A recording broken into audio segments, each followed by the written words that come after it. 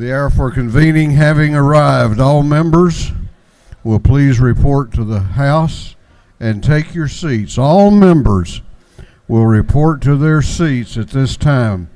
Mr. Clerk, would you ring the bell?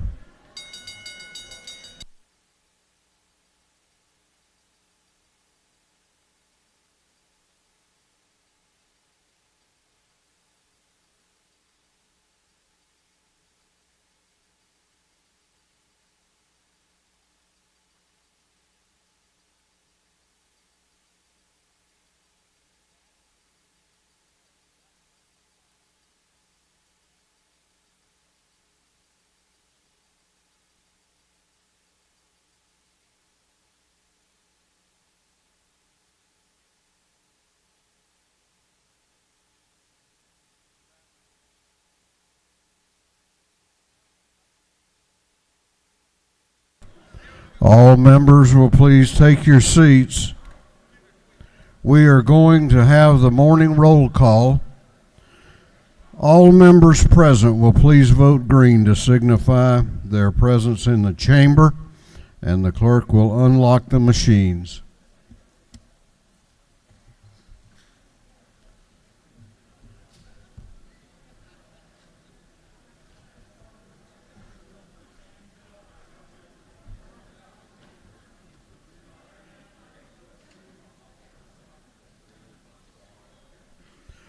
Have all members voted? Have all members voted? If so, the clerk will lock the machines. Doorkeepers will please close the doors and keep them closed. Well, good morning. Happy Monday to you. Couple of things before we begin today. I just learned, just as I took the podium, that Representative Clint Crow, his mother, is in very, very critical condition. He just lost his father a few weeks ago, so when we pray this morning, let's remember Representative Crow. I also want to say, as I did last Thursday, or ask that we pray for the people of Ukraine this morning. They continue courageously defending their nation against an unwarranted and unprovoked invasion by the Russian Federation.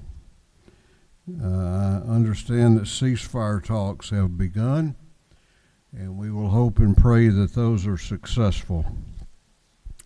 It's interesting to note that even Russia's own citizens have turned against their government's incursion, protesting in the streets and being detained as a result of their protest and not cheering on this senseless, barbaric violence. Here at home this morning, our House Budget and Research Office has reached out to all of the state's investment arms, ERS, TRS, and others. We've asked if the state of Georgia holds any investments in Russian equities or other assets, and if so, we will set about work to divest those assets with all due haste.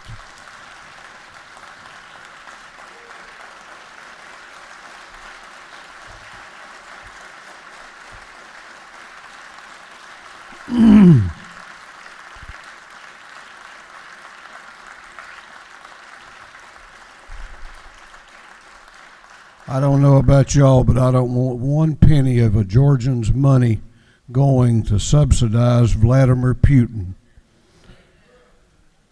While our role in international affairs is limited, we make clear that our people stand with those who want to live in peace. Now we will begin our day with scripture reading and prayer by the chaplain, after which we will pledge allegiance to the flag of our country. Our chaplain this morning will be introduced by the lady from the 94th House District, Representative Karen Bennett. Representative Bennett.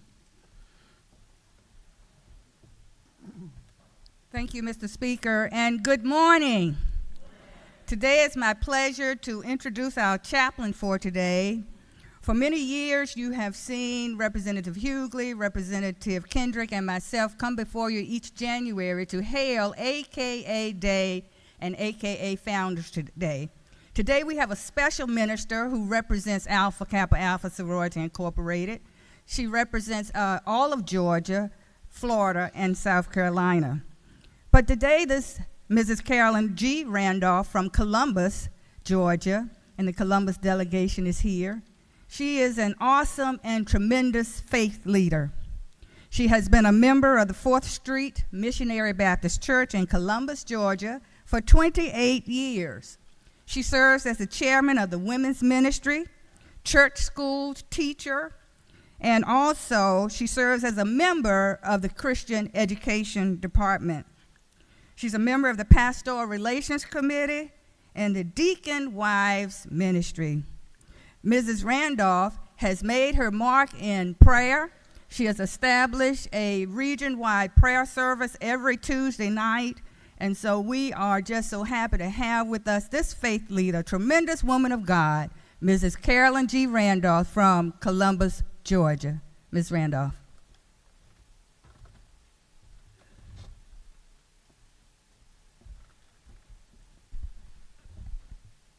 To Speaker David Ralston and to all members of the Georgia House of Representatives, good morning. I give honor to God for this opportunity, and I give thanks to you for the invitation.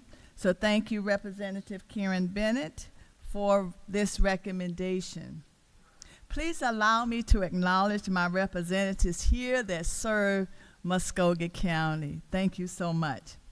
I bring you greetings from the beloved pastor and church 4th Street Missionary Baptist Church in Columbus, Georgia, where we are a Bible-based church spiritually taught and led by our pastor, Dr. J.H. Flakes III.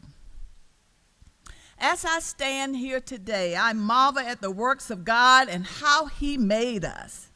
If you can listen to these words with your heart, you will know how special each of you are to him.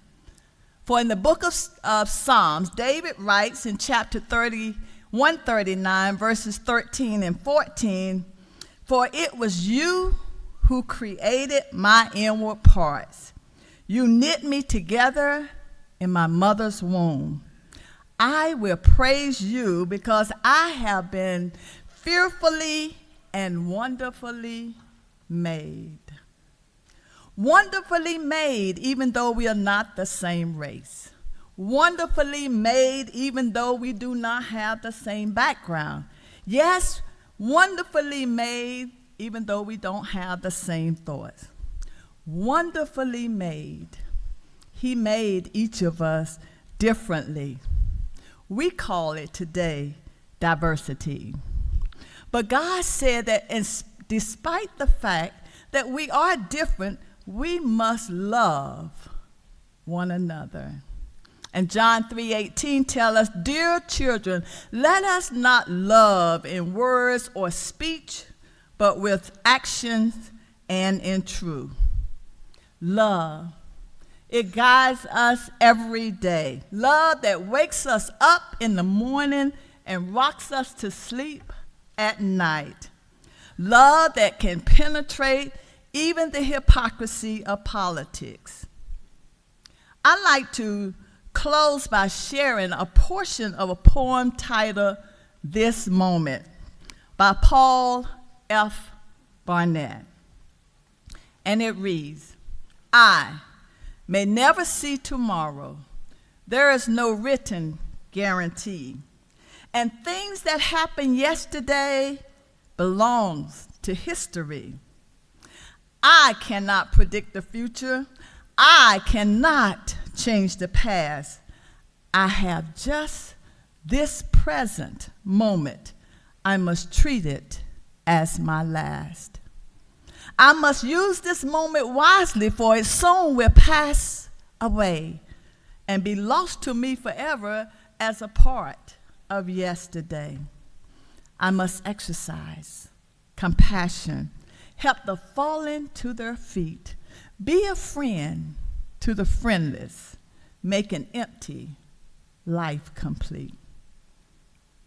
The unkind things I do today may never be undone, and friendships I fail to win may never more be won. I may not have another chance on bended knee to pray and to thank God with humble heart for giving me this day. I may never see tomorrow. Let us pray.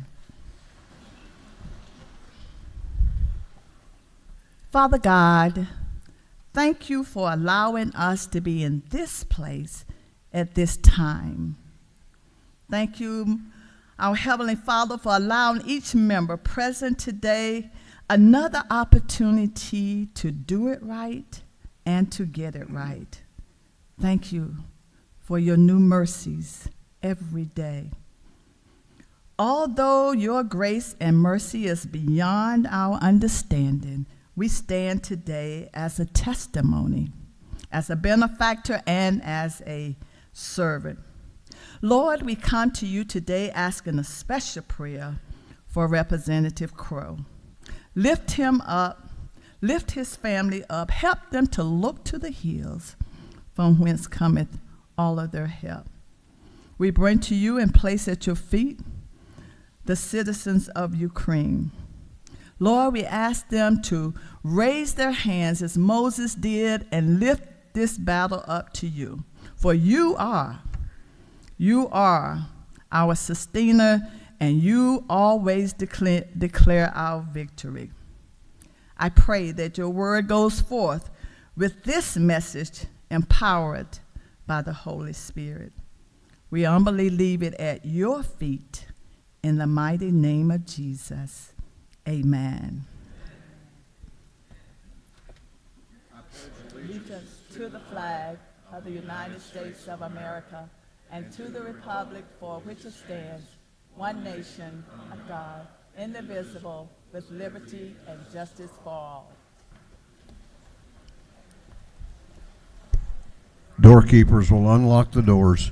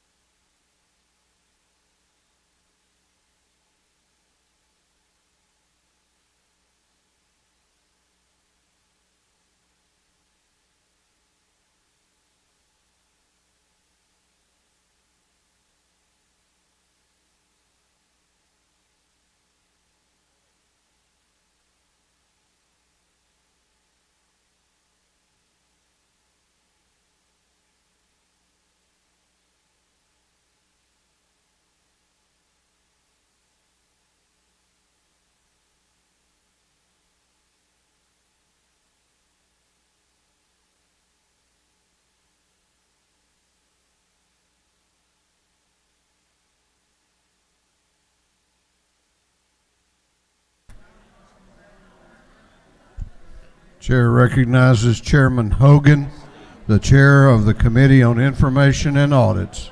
Thank you, Mr. Speaker.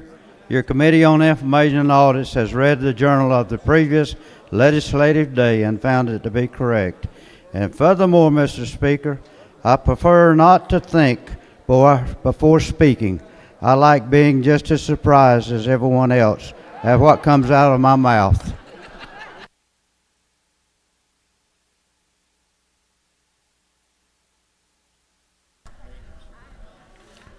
You are going to collect all of these over 2 years, are you not? Put them in a book and give the book away free, right? Chairman Hogan, the chair of the Committee on Information and Audits, reports that the journal of the previous legislative day has been read and found to be correct.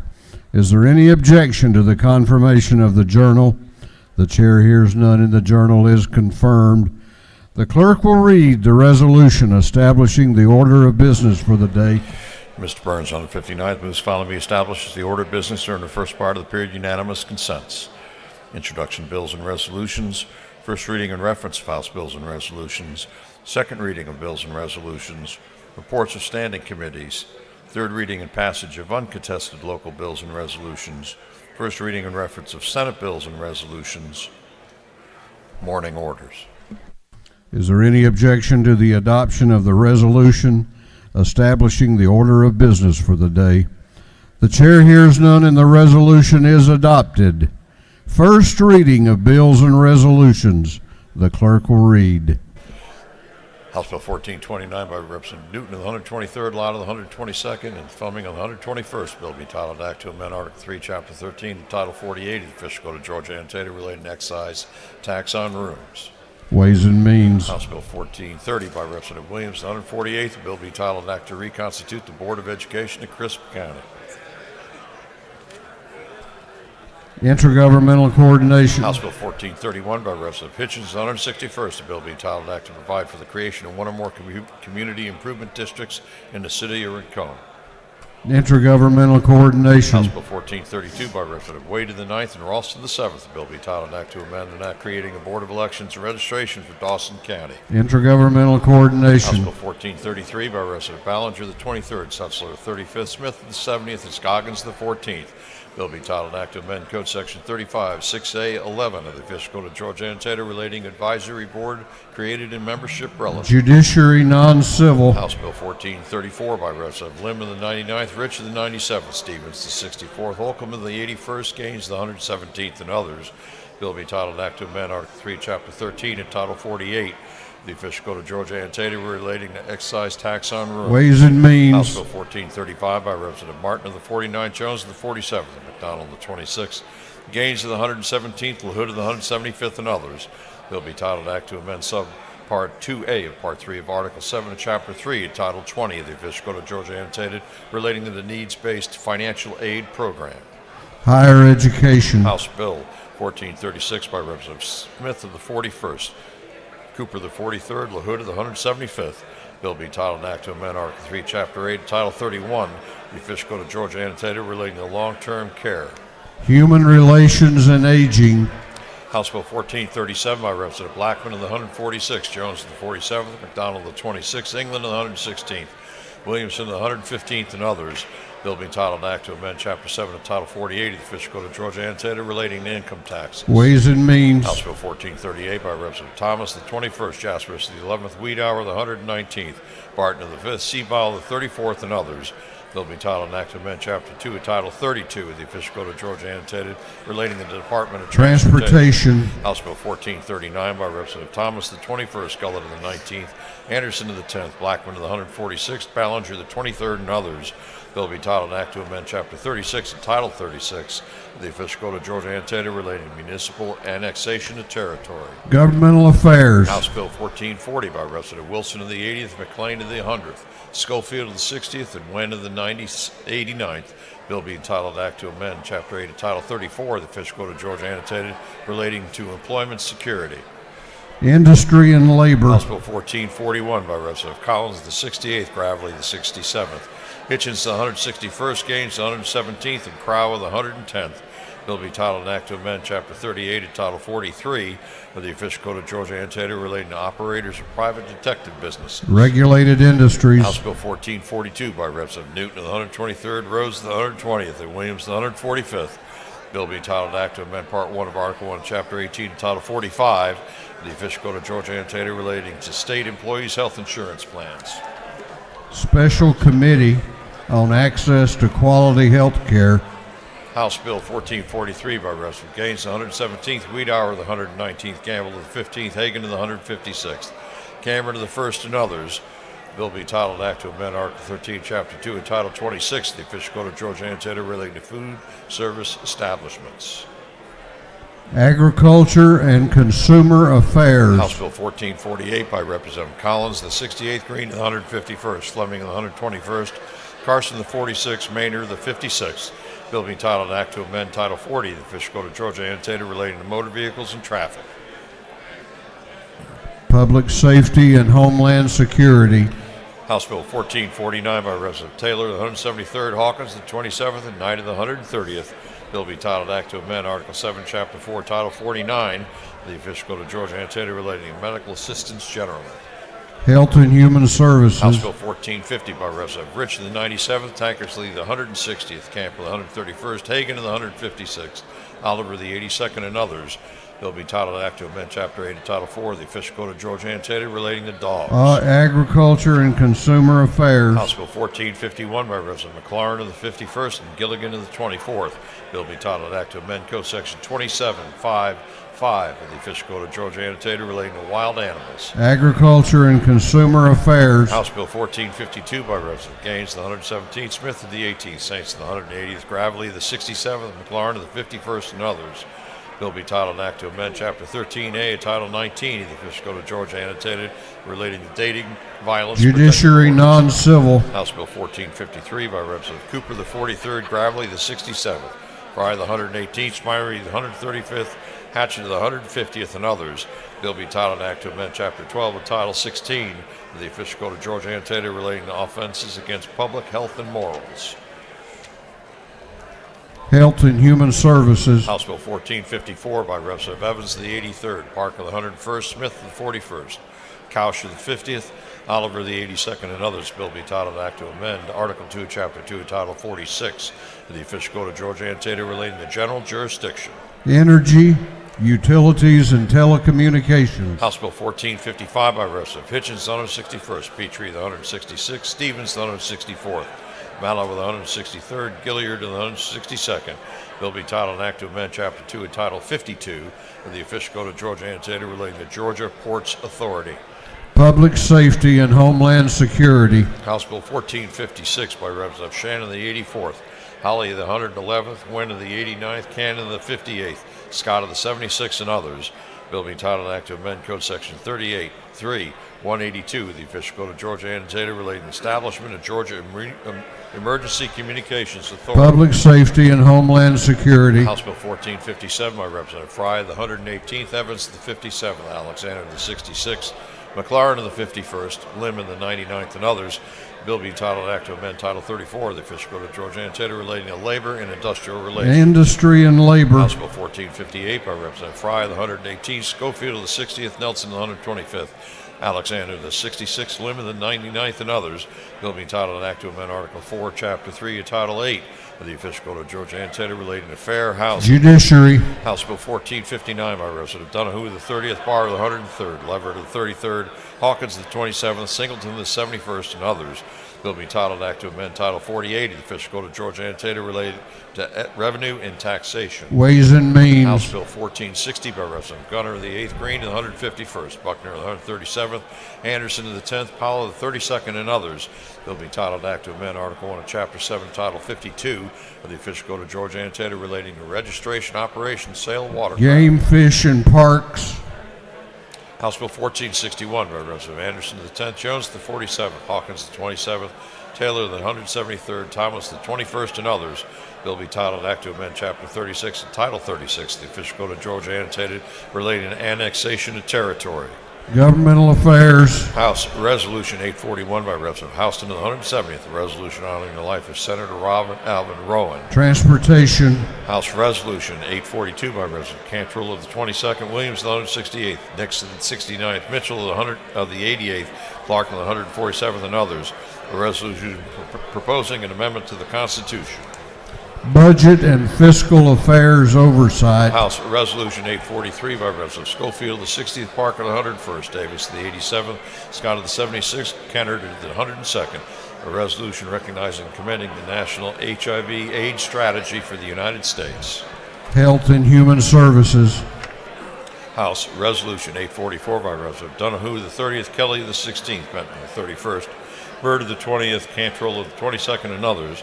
A resolution expressing condemnation of Canadian Prime Minister Justin Trudeau. Rules. House Resolution 845 by Representative Taylor of the 173rd, Saints of the 180th, and Anderson of the 10th. A resolution proposing an amendment to the Constitution. Governmental Affairs. Senate Bill 397 by Senator Goodman of the 8th, Tippins of the 37th, Payne of the 54th, Sims of the 12th, Red of the 33rd, and others. The bill to be entitled, an act to amend titles 15, 20, 25, 40, 42, and 43 of the official code of Georgia annotated relating to courts. Higher education. Senate Bill 435 by Senator Hartman, the 16th, Miller, the 49th, Hatcher to the 50th, Robertson to the 29th, Mills to the 53rd, and others. Bill to be entitled, an act to amend Title 20 of the official code of Georgia annotated relating to education. Health and Human Services. Senate Bill 505 by Senator Robertson, the 29th, Mullis, the 53rd, Albers, the 56th, Miller, the 49th, and Kirkpatrick, the 32nd. Bill be entitled, an act to amend Code Sections 35.823, 38.3, 181, and 46.5, 138.2 of the official code of Georgia annotated relating to basic training. Public Safety and Homeland Security. Senate Resolution 477 by Senator Mullis, the 53rd, Miller, the 49th, Robertson, the 29th, Harbison, the 15th, Kennedy, the 18th, and others.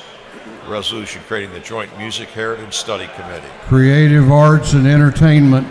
That completes first readers. Second reading of bills and resolutions. The clerk will read.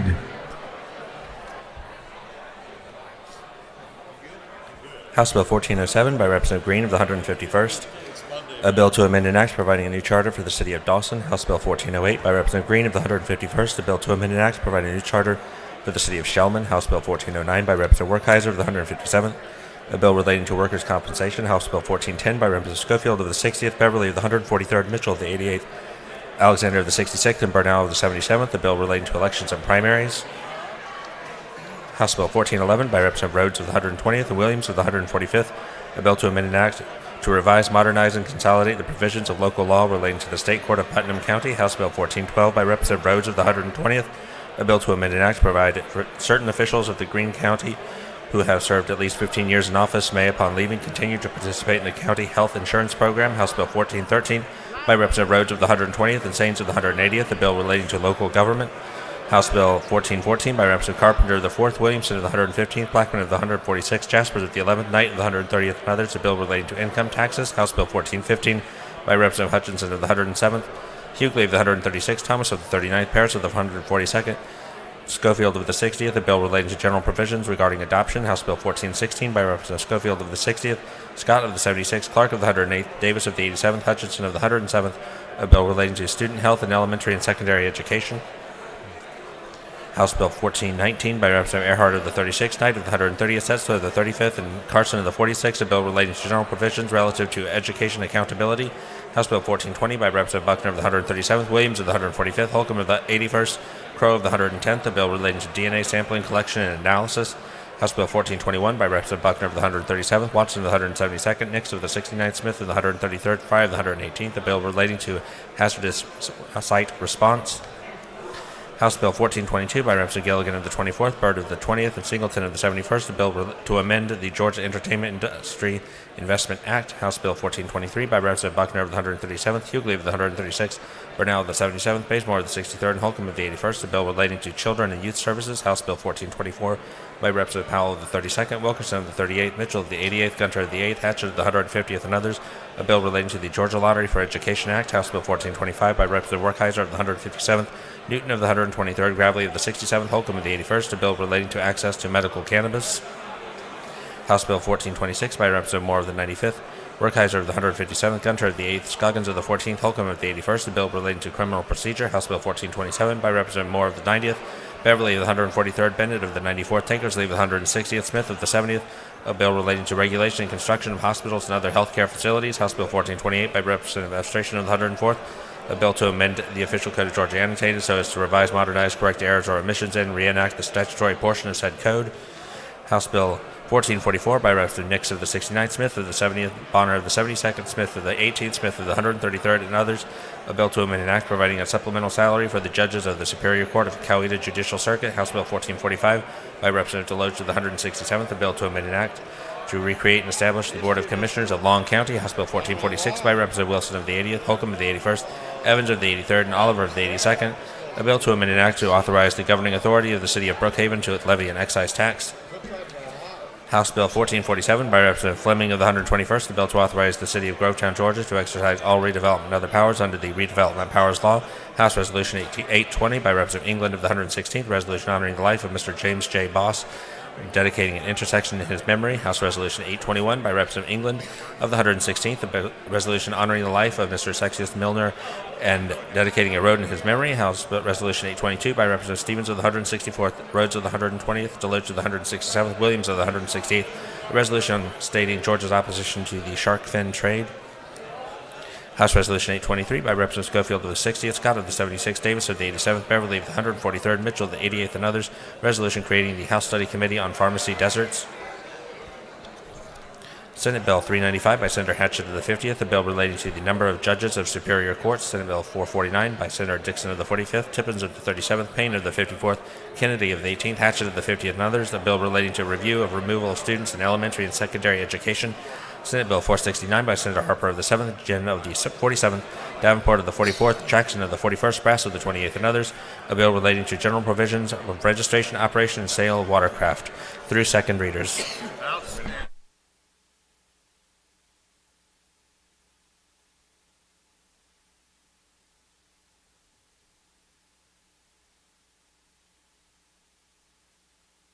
Reports of standing committees. The clerk will read.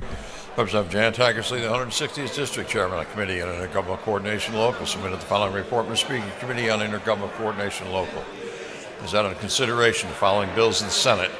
Is instructed me to report the same back to the House with the following recommendations. Senate Bill 522, do pass, respectfully submitted. Representative Jan Tackersley, the 160th District Chairman. Representative Robert Dickey, the 140th District Chairman of the Committee on Agriculture and Consumer Affairs, submitted the following report. Mr. Speaker, your Committee on Agriculture and Consumer Affairs set into consideration the following bills of the House. Instructed me to report the same back to the House with the following recommendations. House Bill 1150, do pass by committee substitute. House Bill 1175, do pass by committee substitute, respectfully submitted. Representative Robert Dickey, the 140th District Chairman. That completes the reading of the reports of standing committees.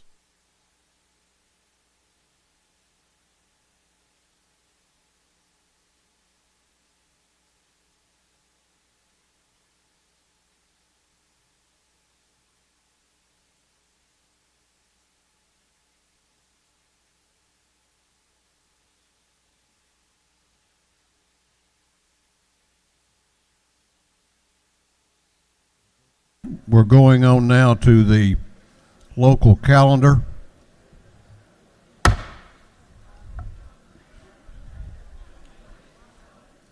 Going on to the local calendar. Third reading and passage of uncontested local bills. Y'all may not be able to hear me.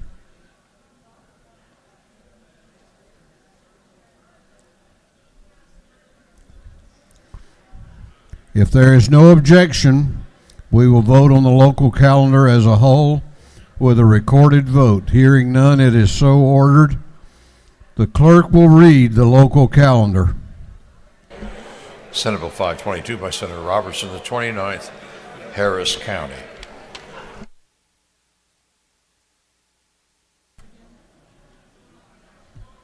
Is there any objection to the previous question being ordered on the local calendar?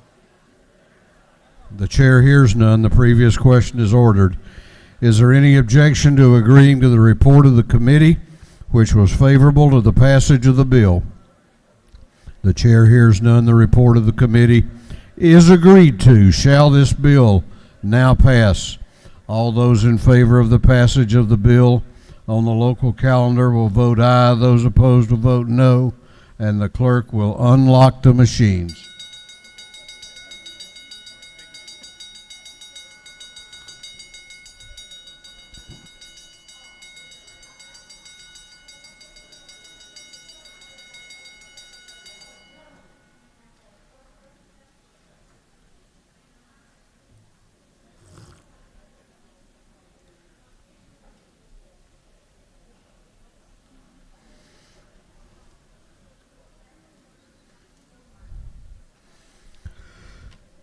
Have all members voted? Have all members voted? If so, the clerk will lock the machines.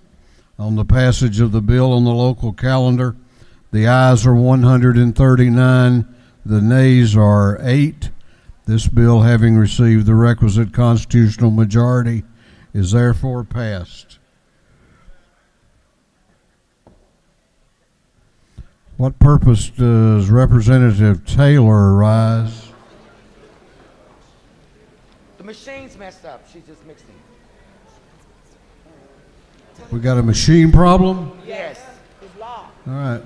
Mr. Clerk, can you check that out, please?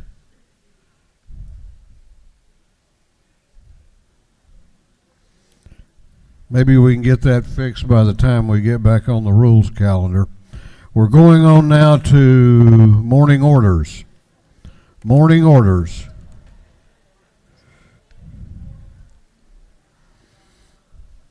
Okay, we have a rule change. Actually, the rule hasn't changed, but the time has under the rules. We're now on Legislative Day 21, which means that the total collective time on morning orders is 10 minutes. 10 minutes.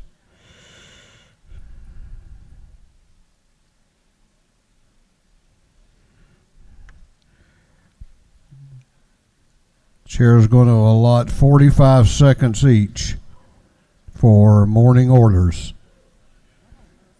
It's the best we can do if everybody wants to be heard. Chair recognizes Representative Walensky for a morning order. Thank you, Speaker. I got 45 seconds, so this is going to be like Micro Machine Guy, but look at this picture up here, y'all. Scott Arrigotti posted this yesterday, and it's gotten 27,000 shares on Facebook. Look at this guy, 45 years old, Jewish, got a cute wife, by all indications adores his 2 young kids. This picture feels like one I scroll past on my Facebook feed every day. May as well be a stock photo from a buddy's kid's birthday party yesterday. And yet this is the same guy, is the democratically elected, charismatic head of state of the largest country in Europe, whose courage in cleverly fighting back Putin's tyranny at a terrifying, real, and likely fatal danger to both himself and everyone else in this picture is inspiring, both in his nation and the world. The human tip of the spear, leading humanity in our suddenly hot global fight to defend freedom.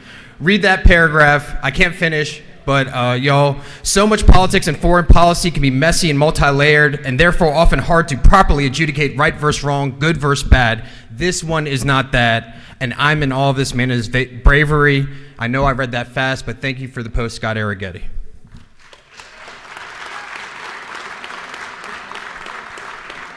Chair recognizes Representative Kausha for a morning order. Thank you, Mr. Speaker. Colleagues, the war in Ukraine hits home for me much closer than maybe some of you may understand. And just to give you an idea, the distance from Berlin to the Ukraine border is about the same as the distance from Atlanta to Richmond, Virginia. When I talk to friends and family in Germany, they are more than concerned, they are scared. They talk about World War III, and that includes the possibility of a nuclear war. While Ukrainians defend their country, their family, and their lives, we cannot dismiss that war is testing Western alliances to the core. After all, freedom is not free. I grew up in West Germany during the Cold War. I knew I could depend on the Western alliance to defend us. But now the threat has become grave. My heart goes out to Ukrainians, and we need to rein in Russian autocratic aggression sooner rather than later for the sake of all of us, because our freedom depends on it. Thank you.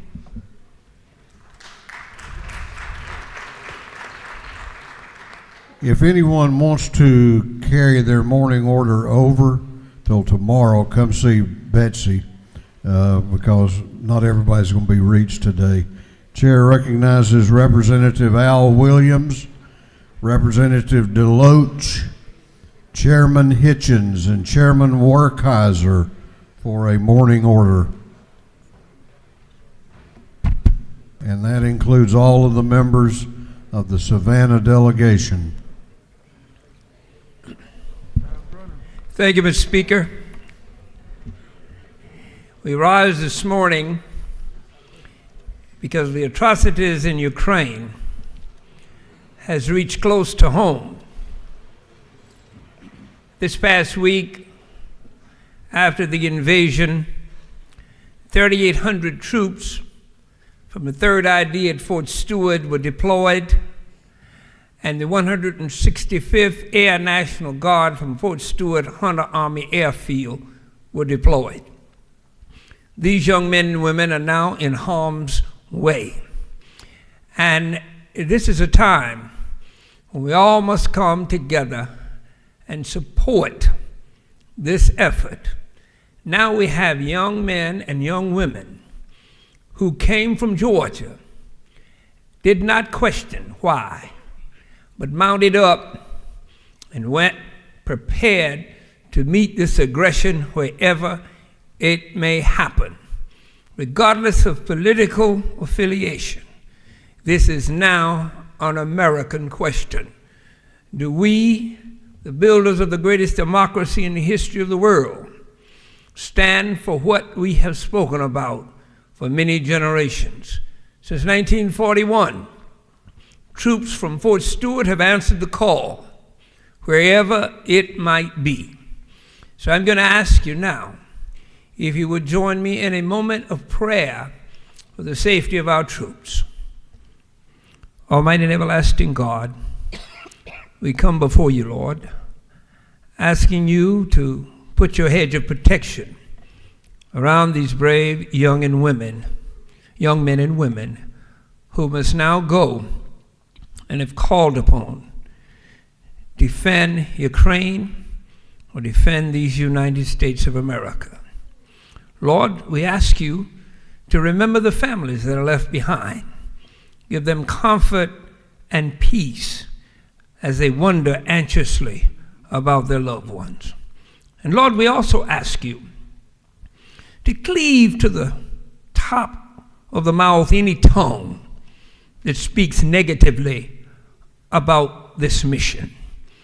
Lord, some things are bigger than any of us, but being an American citizen carries some responsibility, and that is to aggressively defend these freedoms that we so enjoy. We thank you, Lord. Thank you for this opportunity.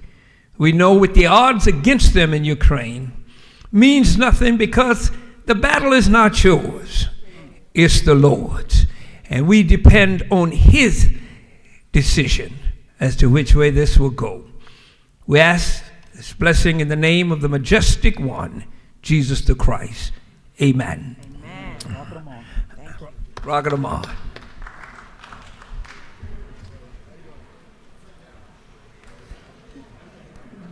Chair recognizes Representative Leverett and Representative Prince for a morning order. Thank you, Mr. Speaker. I just wanted to take a brief moment here on the last day of February to say a few words about a dear friend, Judge Jack Ruffin. It's been about 12 years since we lost him, but his legacy endures. He was from Augusta, but his legacy extends to all of Georgia. He was a man of many firsts. He was the first African-American member of the Augusta Bar. He was the first African-American judge on the Augusta Judicial Circuit and the first chief judge of the Georgia Court of Appeals. Above all, he was a man known for his keen intellect and his rapier-sharp, quick wit. You never knew what Judge Ruffin was going to say to disarm you.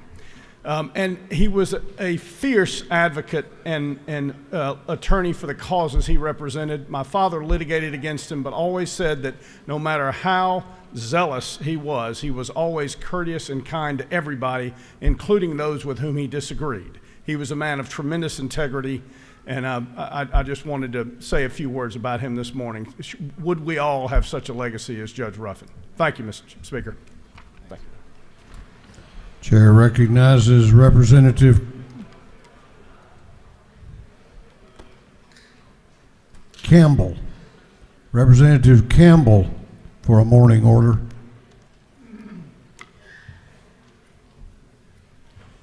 Thank you, Speaker. I appreciate it. I come to the well just to tell you that Carl Shiver, a very good friend of mine, and also worked together for 35 years, was rushed into open heart surgery just a little while ago, so I solicit your prayers, my prayers for success, and a moment of silence for him at this time. Thank you. Thank you. Thank you. Chair recognizes Chairman LaHood and Representative Burnow for a morning order. Thank you, Mr. Speaker. We rise today to recognize Alzheimer's Awareness Day at the Georgia State Capitol today.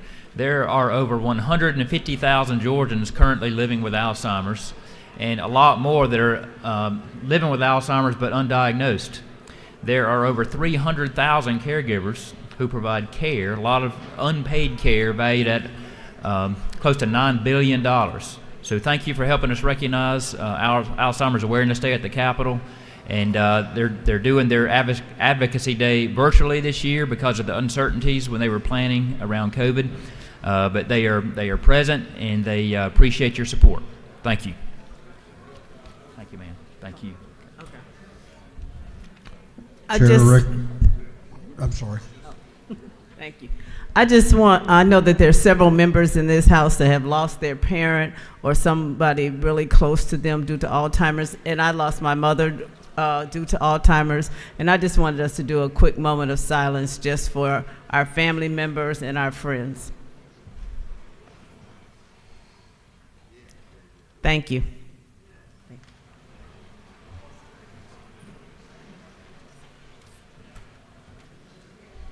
Chair recognizes Representative Frazier for a morning order. Representative Frazier. She waves. And that completes our time for today. If we didn't get to you, come see the messenger and sign back up. But we are out of time for morning orders today, and we're going on now to the rules calendar. Going on to the rules calendar. The clerk will read the caption to House Bill 1274.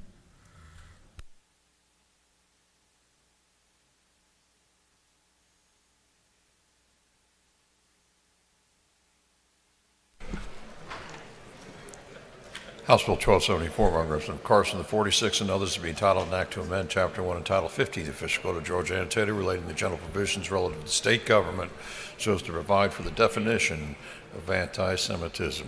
This bill then referred to the Committee on Judiciary. That committee recommends that this bill do pass.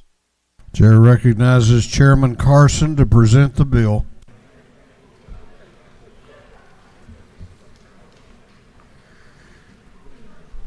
Thank you, Mr. Speaker. This is House Bill 1274. This bill codifies a definition of anti-Semitism for the first time. It codifies the definition as per the International Holocaust Remembrance Alliance, IHRA, which is now the consensus international standard because it can be utilized to objectively assess all ideological forms of anti-Semitism. The IHRA definition is used by the U.S. Department of Education, Department of Justice, and Department of State. It is also adopted by the European Union, 34 countries of the IHRA, and nearly 24 other countries, including states of South Carolina and Florida, and we think many more to continue. The support for codifying a definition of anti-Semitism is nonpartisan, and the Federal Anti-Semitism Awareness Act passed the Senate by unanimous consent. There's been a couple of questions in regard to this legislation. One is, why don't we take the definition that the IHRA scripted out and replace that into our code? And the reason we don't want to do that is we don't want to attack a lot of edits to this. We want to rely on what the IHRA defines as anti-Semitism. And I'm going to read it for you because I apologize. It might be in some of the flyers that the pro-Jewish groups handed out, but I'm going to read it for you. Anti-Semitism is a certain perception of Jews which may be expressed as hatred toward Jews. Rhetorical and physical manifestations of anti-Semitism are directed toward Jewish or non-Jewish individuals and or their property toward Jewish community institutions and religious facilities. So folks, I wanted to ask you to support this bill to finally put into code a definition of anti-Semitism. And with that, Mr. Speaker, I will yield the will if there's no questions. You do have questions. I will take one question, sir. Chair recognizes Representative Jasmine Clark to your left for a question. Thank you, Mr. Speaker. Does the gentleman yield? Yes, ma'am. First, I want to thank you for acknowledging that anti-Semitism has no place in our state, in our country. And I really applaud the goals that you seek to accomplish with this bill. But I do have some concerns, so I want to just start with you read out the definition that would be the code in our Georgia code, but you did not read out the several bullet points that follow that definition. Will those bullet points also be a part of our Georgia code if we sign on to this? If we sign into this in this forum, I think what the lady is talking about are the contemporary examples of anti-Semitism. And there's been some debate of that back and forth. What we would like to do is get this bill passed so that we codify anti-Semitism. If we go back and forth about this example or that example, or we're going to refer to this or that or what have you, we could go on and on. I mean, there are a page or more of the various examples. What we're more interested in is making sure there's a clear definition as opposed to picking and choosing examples. But I appreciate the question. Does the gentleman further yield? Yes, ma'am. So that's actually my question. I want to clarify. Are we only codifying that 3-line definition that you read out, or are we also codifying the contemporary examples also listed in the working definition? We are only codifying the working definition, so the 3 lines. All right. And then does the gentleman yield for one final question? Yes, ma'am. So the IHRA states on that website where they have the working definition that this is really meant to be more for education and is not meant to be legally binding. And the author of the definition itself had expressed concerns that this could be used to chill free speech. And so he said that he did not want it to become law. If they express that they don't want it to be legally binding, then why are we legally binding it today? What I would remind the lady is lines 50 to 53 of the bill. And if you will go to that to section C, nothing in this code section shall be construed to diminish or infringe upon any right protected under the First Amendment to the U.S. Constitution or the Georgia Constitution. So free speech rights are protected here. What this is in regard to is a working definition of anti-Semitism when it comes to crimes. All right, thank you very much. Thank you much. Mr. Speaker, with that, I know there are some other speakers in regard to this legislation, so I will yield the will, sir. There are other speakers. Chair recognizes Representative Becky Evans to speak to the bill.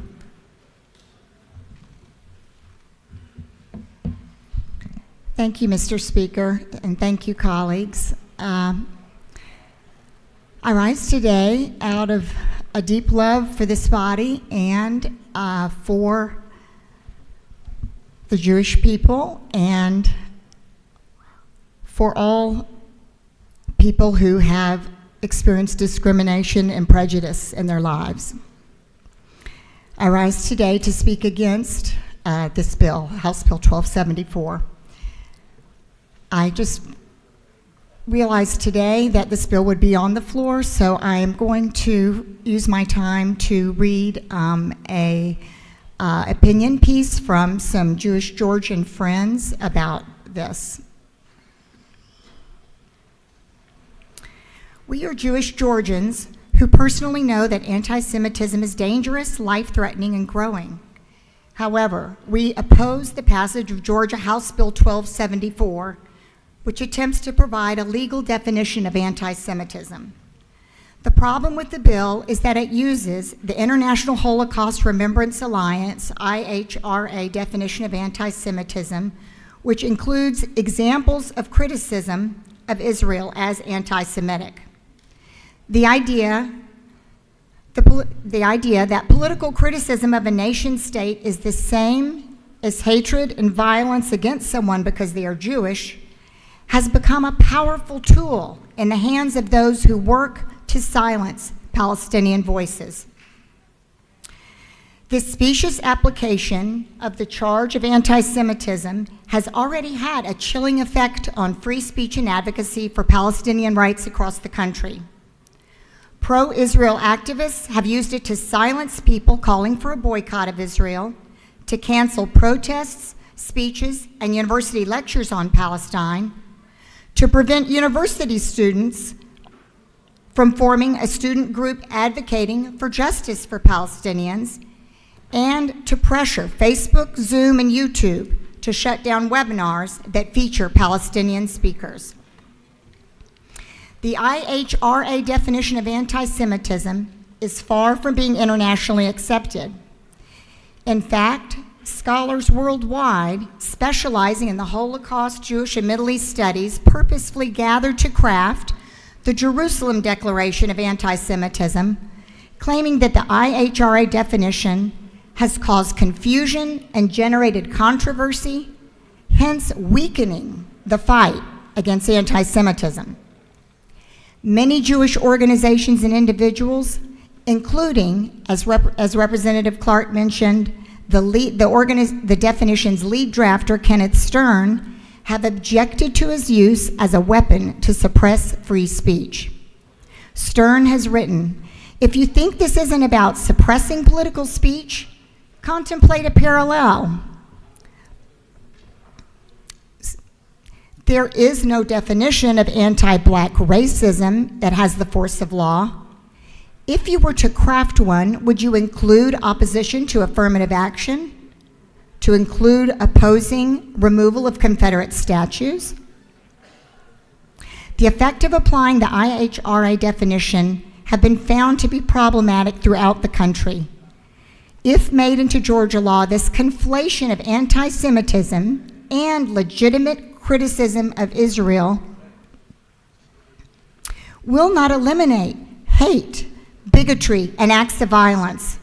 It will only serve to blur the meaning of real anti-Semitism and to discredit the struggle against it. Jewish people are already protected under the Civil Rights Act of 1964. We need our lawmakers to uphold these existing laws to protect Jewish people and other targeted groups. We don't need a law that violates our First Amendment right to free speech.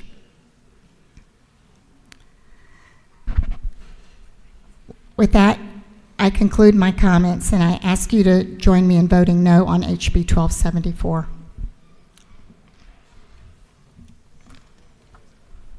You have no question.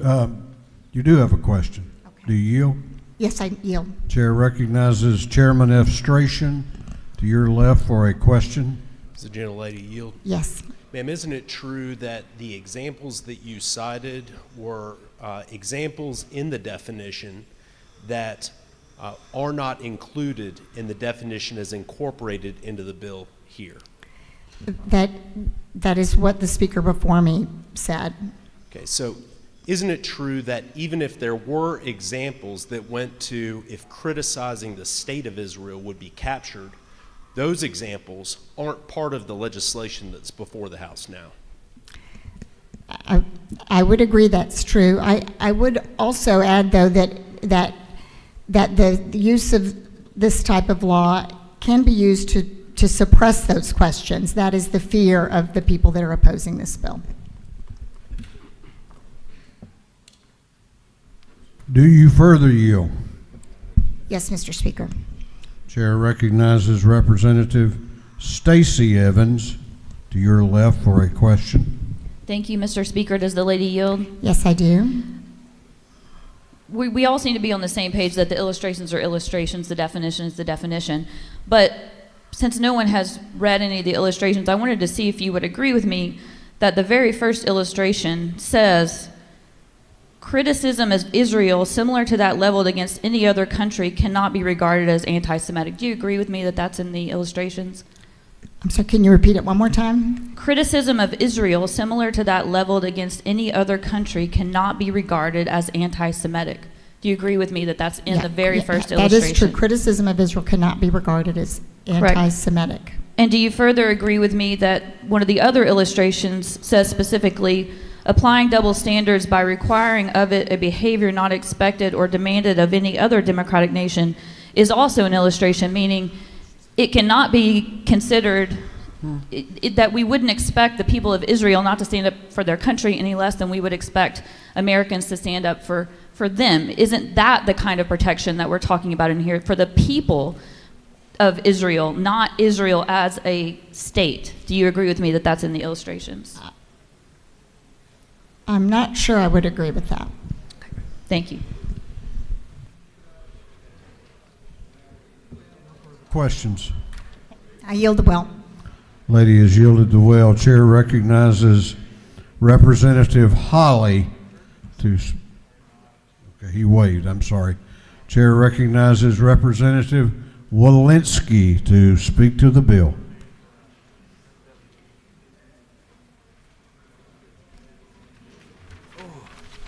Thank you, all, Speaker. I don't speak for the Jewish people today. I speak for myself. I didn't pick this, but I am the only Jewish person in the Georgia legislature right now. What is anti-Semitism? If I asked you right now, would you be able to tell me what anti-Semitism is?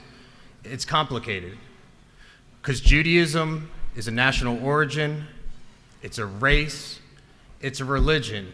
You can't compare this to a race. You can't compare this to an identity because it is more complex. The state of Israel was founded through a democratic process. It wasn't given, it was voted to have an Israeli state and a Palestinian state. But this bill is not about that in any way. This is about Georgia and how we're going to protect Jewish people, how we're going to define anti-Semitism, and why we need to define it. Anti-Semitism comes in many forms. It comes in many ways. And at any point in time right now, if we're looking in a setting of criminal or civil or otherwise, a prosecutor or otherwise can say almost anything is anti-Semitism. That's why we need these guardrails today.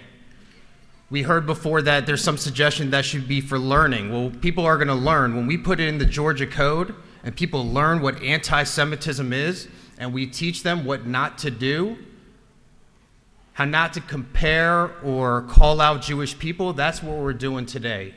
We are making sure the use of anti-Semitism is not used improperly, but we give a specific definition of what it is.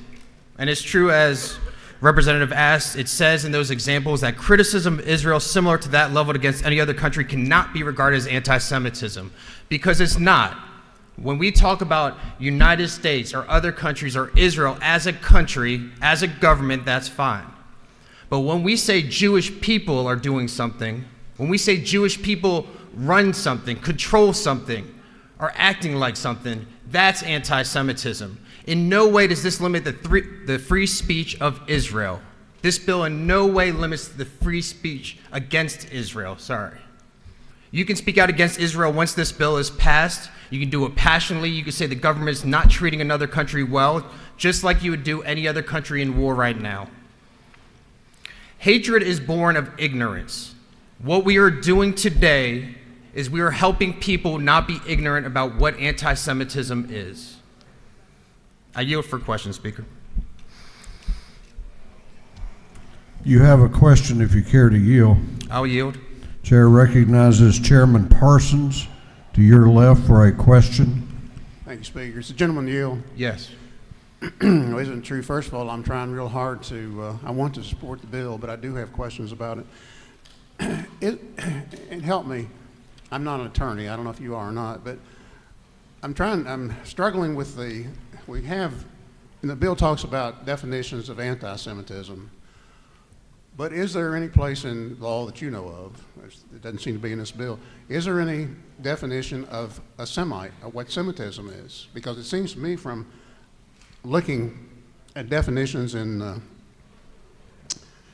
dictionaries, the definition of Semitism, a Semite goes beyond Jew and goes on beyond to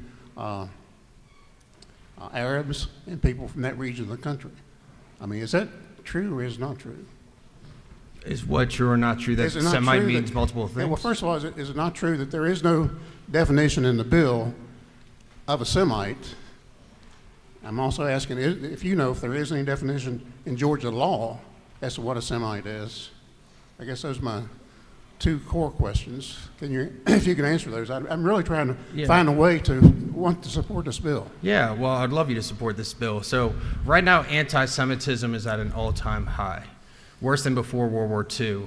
I've gotten a call in the past 3 months about anti-Semitic acts against elementary school students, middle school students from 4 different counties. We've seen it on our college campuses. We see it in the news almost every day. So why we are defining anti-Semitism today is to show what anti-Semitism is. I can't speak of other definitions in the code and other meanings. I've never actually heard a question asked about, I've never heard a question like that. It's my 4th year, and I understand we're defining this today, but let me break down the word and ask you about this other word. So today we're defining anti-Semitism and focusing on that. Well, does the gentleman further yield? And Yes. Also, if we're defining anti-Semitism, it would seem to me, isn't it true, that there needs to be a definition of what a Semite is, or what Semitism is. And if you look in the dictionaries, it goes beyond the Jewish people. Okay. So I think what's helpful here is if Semite is already defined in our dictionary, we don't need it in the Georgia Code. However, what anti-Semitism is really complex, and that's why we're choosing to apply that here today.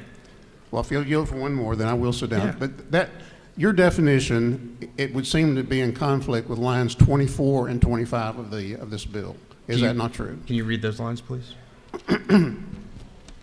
This is in the definition from the IHRA.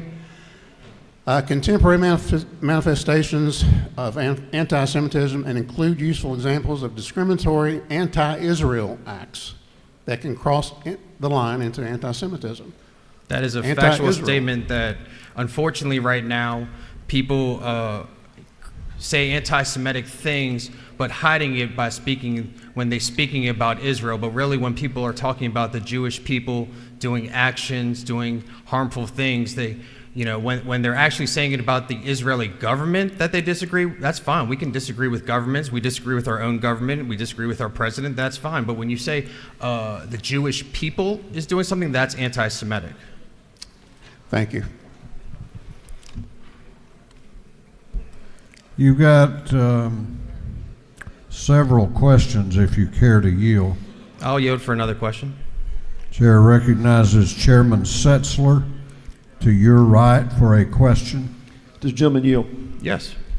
Appreciate the debate on this. I appreciate we're getting into the weeds. I want to ask the question. I'm just struggling with line 42 says, as used in this code section, the term anti-Semitism has the same meaning as provided for the working definition of anti-Semitism in International Holocaust Remembrance Alliance, May 26, 2016. Why don't we just take the language from that and write it into our code? If we want Georgians to understand that, this is the law. This is the shalls of the state of Georgia. Why don't we take that language and write it plainly in the law? Is my first question. I have one more follow-up. That's a great question, Representative. The reason is the IHRA definition is an international definition. It's been applied by it's been accepted by 30 countries, including our own, over 20 different states. And that definition as a whole stands for itself. And I understand this body and you and many in here are smart people, but this bill has to go to the other side, to the Senate, where if that IRA definition was in there, they may want to pick and choose, but that's not what we're doing here. We're here to say the IRA definition clearly expresses what anti-Semitism is and isn't, and that's what we're applying here today. And we don't need to mess with that definition because it's accepted. Speaker, I yield the well.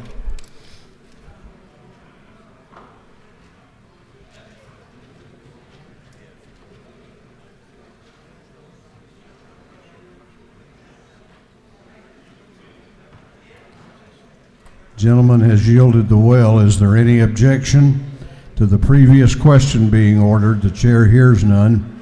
The previous question is ordered. Is there any objection to agreeing to the report of the committee, which was favorable to the passage of the bill? The chair hears none. The report of the committee is agreed to. Shall this bill now pass? All those in favor of the passage of the bill will vote aye. Those opposed will vote no, and the clerk will unlock the machines. What purpose does Representative Clark rise? Thank you, Mr. Speaker. Parliamentary Inquiry. State your inquiry. Is it not true that during the committee hearing on this bill, Mr. David Goldman, who is of the ACLU and who is also Jewish, spoke against this bill and said that they opposed this bill because it could chill free speech? I was not at the committee hearing. What purpose does Representative Holly rise? Parliamentary Inquiry. State your inquiry. Is it not true that while I have the highest respect for the sponsor of this bill and to North Springs High School graduates as we are, and very definitely a lot of respect for the Jewish people, that I certainly respect more so the Jewish Voices definition of anti-Semitism, and I know that this one unfortunately will be used against teachers in colleges, and therefore I will be voting no against it. Gentleman so states. Have all members voted? Have all members voted? If so, the clerk will lock the machines. On the passage of the bill, the ayes are 141, the nays are 19. This bill, having received the requisite constitutional majority, is therefore passed. Clerk will read the caption to House Bill 1064.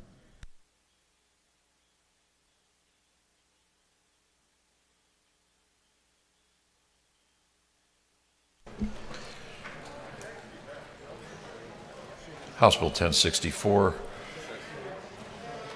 to be entitled an act to amend Article 2 of Chapter 7 of Title 48 of the Official Code of Georgia entitled relating to imposition rate computation, exemptions, and credits from state income tax. This bill having referred to the Committee on Ways and Means, that committee recommends that this bill do pass. Chair recognizes Chairman Petrie to present the bill. Thank you, Mr. Speaker. And ladies and gentlemen of the House, I'm proud to present to you today House Bill 1064. This bill is a priority for Governor Kemp for this session.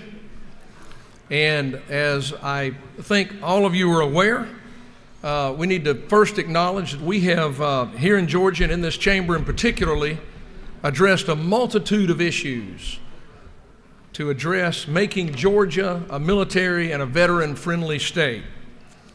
But there is one more important thing we can do, and I think that is the bill we're looking at today. This is probably the most important thing I think we can do to complete that effort.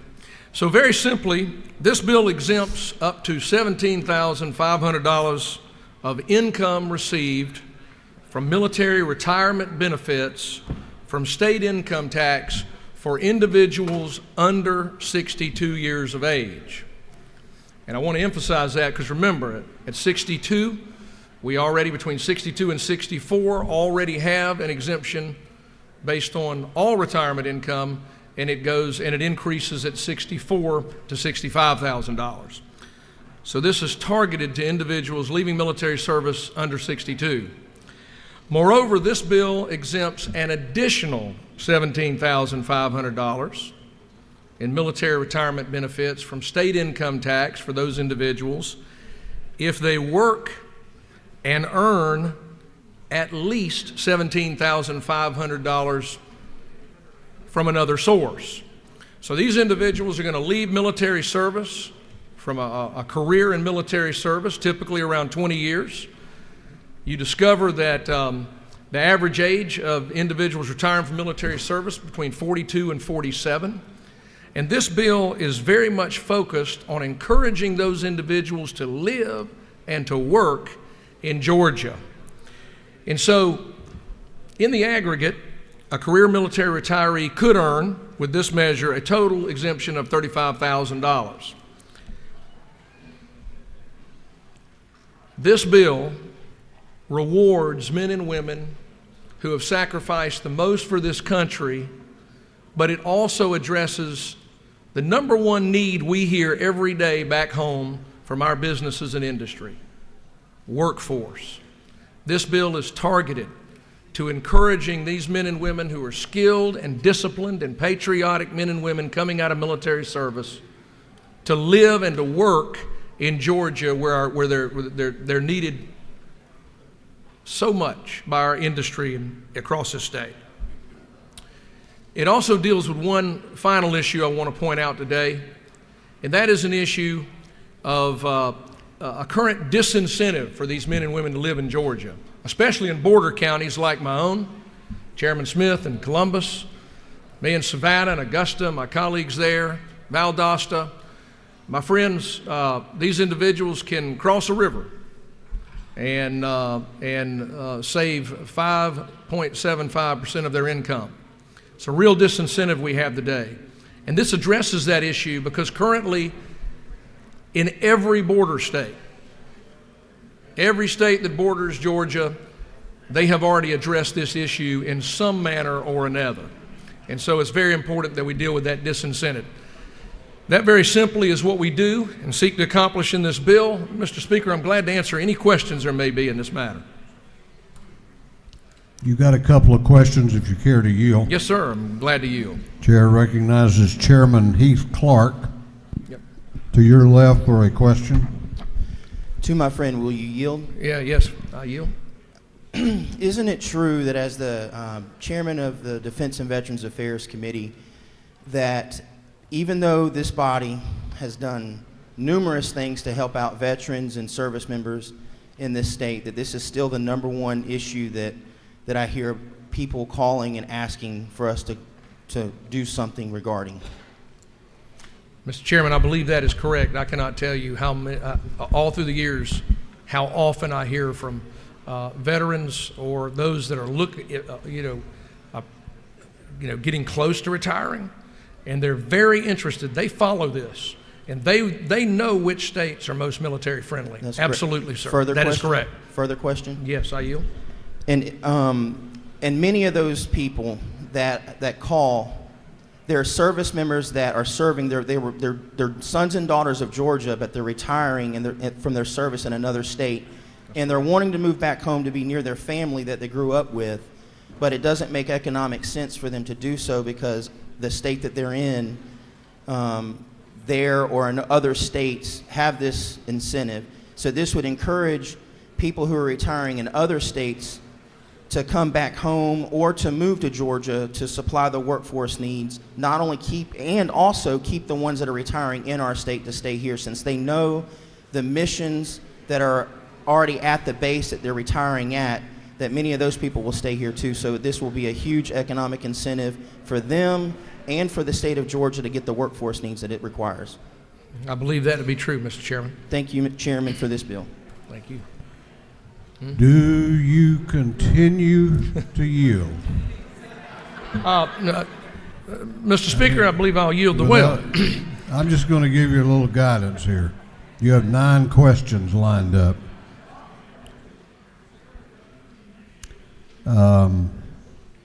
Okay, we have other members that wish to be heard on the bill too. Chair recognizes the governor's floor leader, Representative Bonner, to speak to the bill. Thank you, Mr. Speaker. Colleagues, this morning I rise in support of House Bill 1064, and I know that so many of you support this measure as well, but I just want to take a quick opportunity to highlight the importance of this, because this is one of those few instances in our legislative careers that we get to do something that is not only good, but we get to do something that is absolutely right. So many times during the course of my 24-year career as an Army officer, I'll be traveling in uniform out in the community, airport, things like that. And inevitably someone will come up to me and say, "Thank you for your service." That's a common refrain that we hear and that we give out to our service members. But this is an opportunity for us as a state, as a collective legislature, to not only say thank you for your service, but to actually put something into motion that will actually thank those for their service.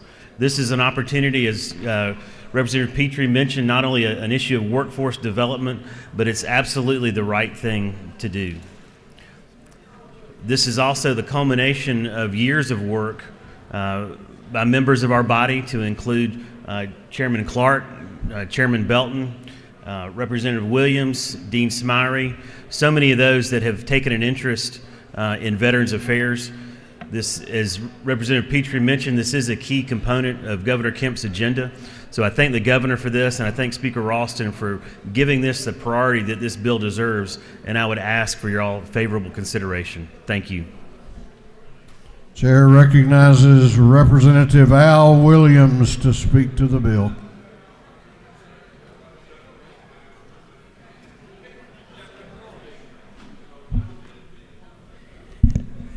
Thank you, Mr. Speaker.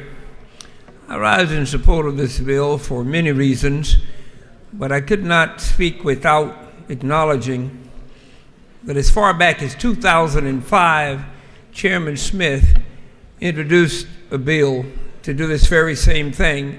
It didn't go anywhere. And around 2010, Representative Glanton introduced a bill that would do the same thing. It didn't go anywhere, but its time has come, and it's way past due, and I'm so glad to see it introduced now.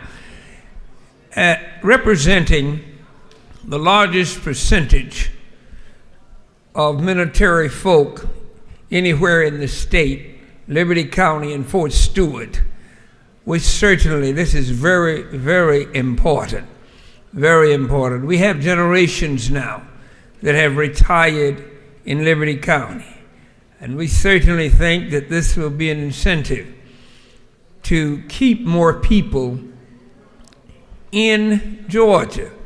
Now, I really think that it adds to a long list of reasons, because I'll be very honest with you, it'd be pretty tough to go to Alabama or South Carolina because they have a tax deduction. I need a little more than that to reside there. But sir, somebody will get that after a while, Bruce. But I would certainly add this arrow to the quiver. It is important. It's important that these military people stay, because some of the great minds have stayed in Liberty County after retiring in Liberty County, have stayed in Georgia. Great minds. That's why we have such a brain thrust. And I know it's difficult for many of you who live in areas that don't have the type of military participation I have, and your brain thrust has been a little strained, but if you wanted help, you can come to Liberty County, where we certainly have it. I'm so glad to stand and proudly support this bill, because it certainly says that dreams deferred are not dreams denied. It's here now. Thank you, Mr. Speaker. I yield the well.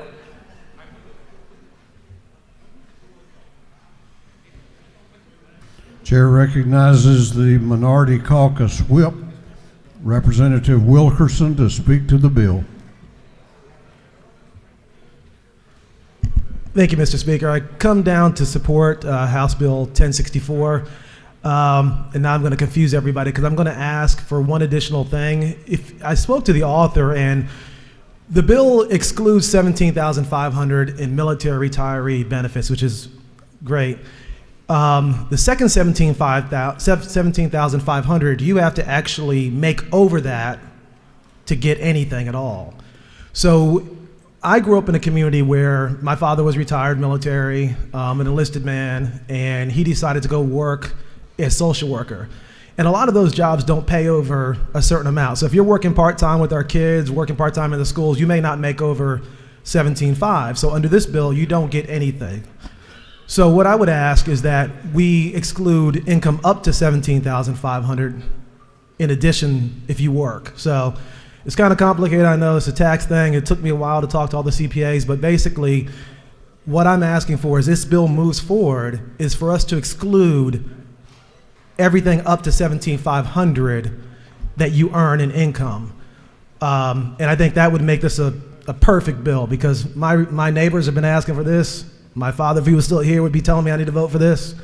And all the retirees that I grew up in New Jersey, right outside the Fort Dix Army base, would be asking for this. So I support the bill. I'm going to be voting enthusiastically, a green button on that bill, on that board, but I'm asking that we change the bill to say, instead of exceeds, to say up to $17,500. If you have any questions, I'd be happy to answer them, and I yield the well. Thank you. No questions. Is there any objection to the previous question being ordered? The chair hears none. The previous question is ordered. Is there any objection to agreeing to the report of the committee, which was favorable to the passage of the bill? The chair hears none. The report of the committee is agreed to. Shall this bill now pass? All those in favor of the passage of the bill will vote aye. Those opposed will vote no. And the clerk will unlock the machines.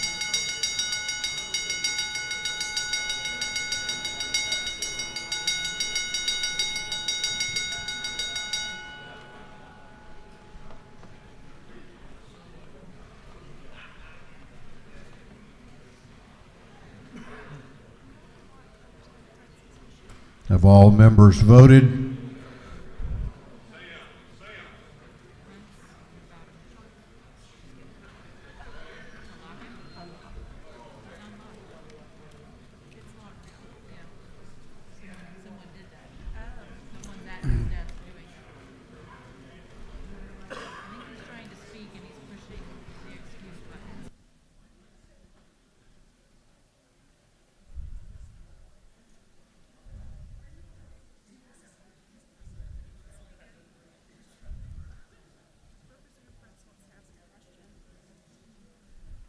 What purpose does Representative Prince rise? Make a motion. Make a motion? I want to make Parliamentary Inquiry. Well, not even Parliamentary. State your inquiry. Pursuant to House Rule 133, I ask to be excused from this vote. Gentleman has that right, and the journal will so reflect. Have all members now voted?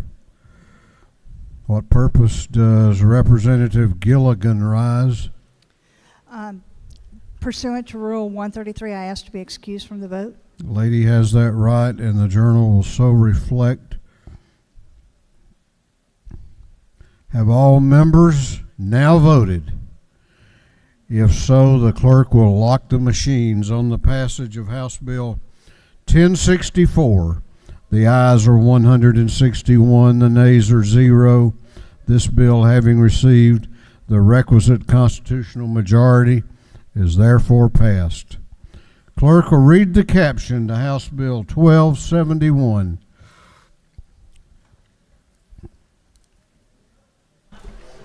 House Bill 1271 by Representative Burchetta, the 176 and others to be entitled an act to amend Title 44 of the Official Code of Georgia annotated relating to property so as to prohibit covenants for a planned subdivision in the property owners association which infringe upon a lot owner's right to display the United States and Georgia flags. This bill has been referred to the Committee on Judiciary.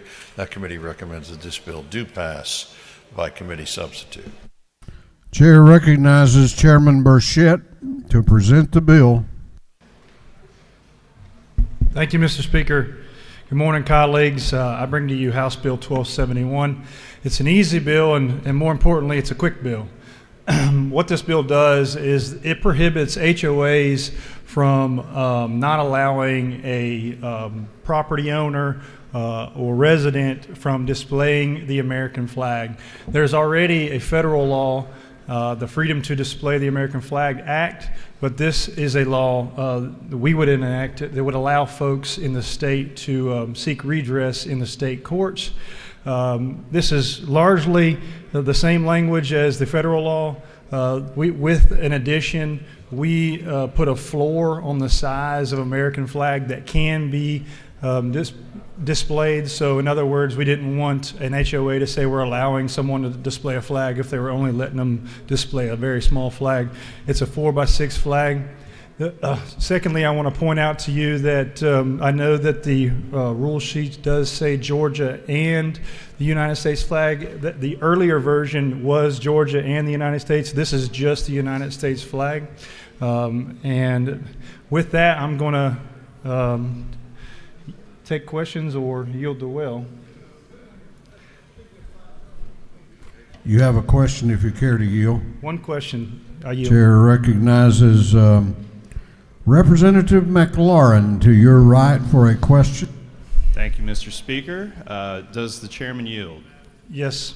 Chairman, this seems to me to be a display of patriotism, and in the interest of thoroughly vetting the bill and making sure all interests are represented, did the committee give any consideration whatsoever to allow a Georgia flag to have this same type of protection? And by not, I mean the University of Georgia with the G.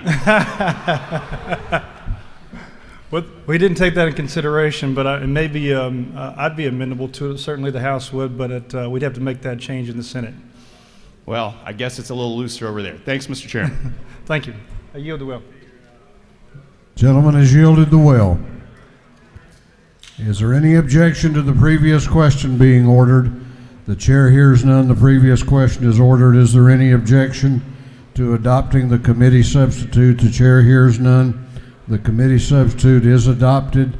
Is there any objection to agreeing to the report of the committee, which was favorable to the passage of the bill?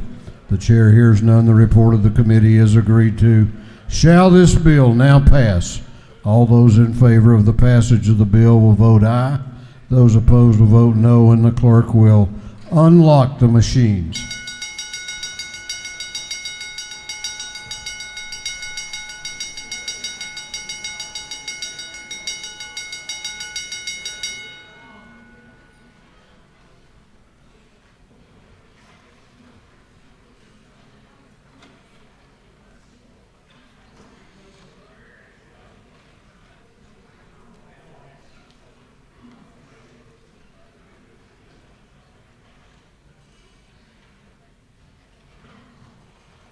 Have all members voted?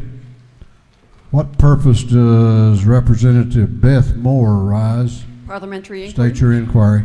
Mr. Speaker, isn't it true that I support this bill in part because I am also a co-sponsor of Representative Fry's bill to prohibit HOAs from banning solar panels, because solar panels are, next to flags, one of the most patriotic things we can display on our homes as we transition to renewable energy to combat climate change.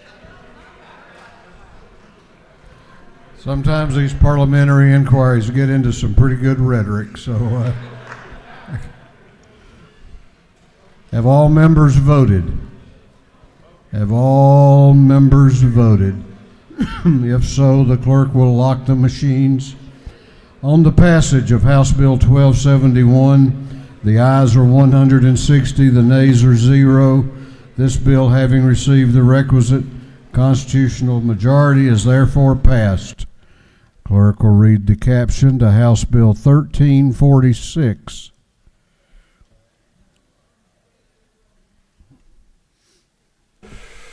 House Bill 1346 by Representative Ballinger, the 23rd and others be titled an act to amend Article 2 of Chapter 6 and Title 15 of the Official Code of Georgia annotated relating to clerks as superior courts, so as to provide for construction and to provide for related matters. This bill having referred to the Committee on Judiciary, that committee recommends that this bill do pass by committee substitute.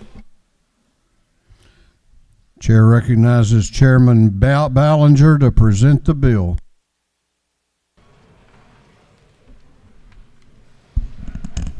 Thank you, Mr. Speaker. I bring before you House Bill 1346, and before I tell you the what of the bill, I'm going to tell you the why of the bill.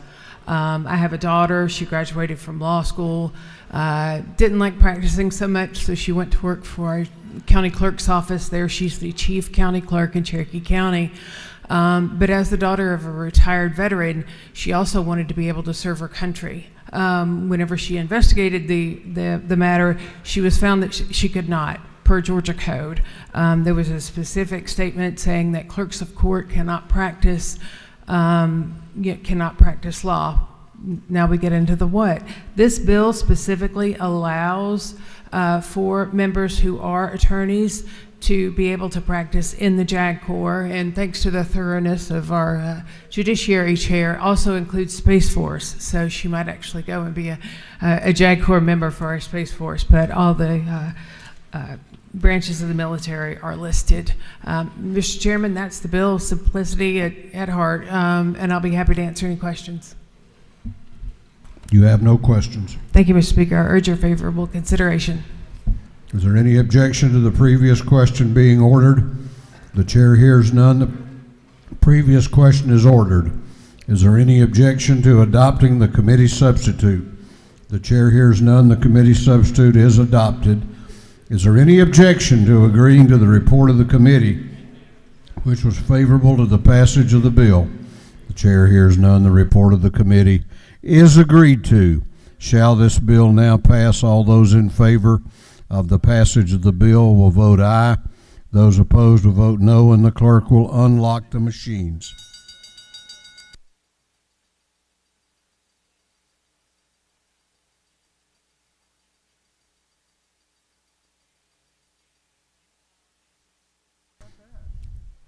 Have all members voted?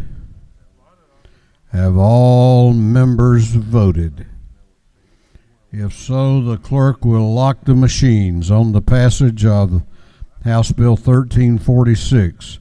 The ayes are 162, the nays are 0. This bill, having received the requisite constitutional majority, is therefore passed. Clerk will read the caption to House Bill 1056. House Bill 1056 by Representative Hill III and others to be entitled an act to amend Title 47 of the Official Code of Georgia annotated relating to retirement and pensions so as to repeal certain restrictions and requirements concerning the authority to make alternative investments for the Georgia Firefighters Pension Fund. This bill having referred to the Committee on Retirement. That committee recommends that this bill do pass. Chair recognizes Representative Hill to present the bill. Thank you, Mr. Speaker. I'm sure a lot of us in here have family members who are firemen or associated with the firemen. This bill has the total support of the firefighters. It's not a physical bill. It allows them to take the alternative investments from 10% to 15%. And that's basically all the bill does. And it pertains only to the firemen. And with that, Mr. Speaker, the day is long, my time is short, and I yield the will.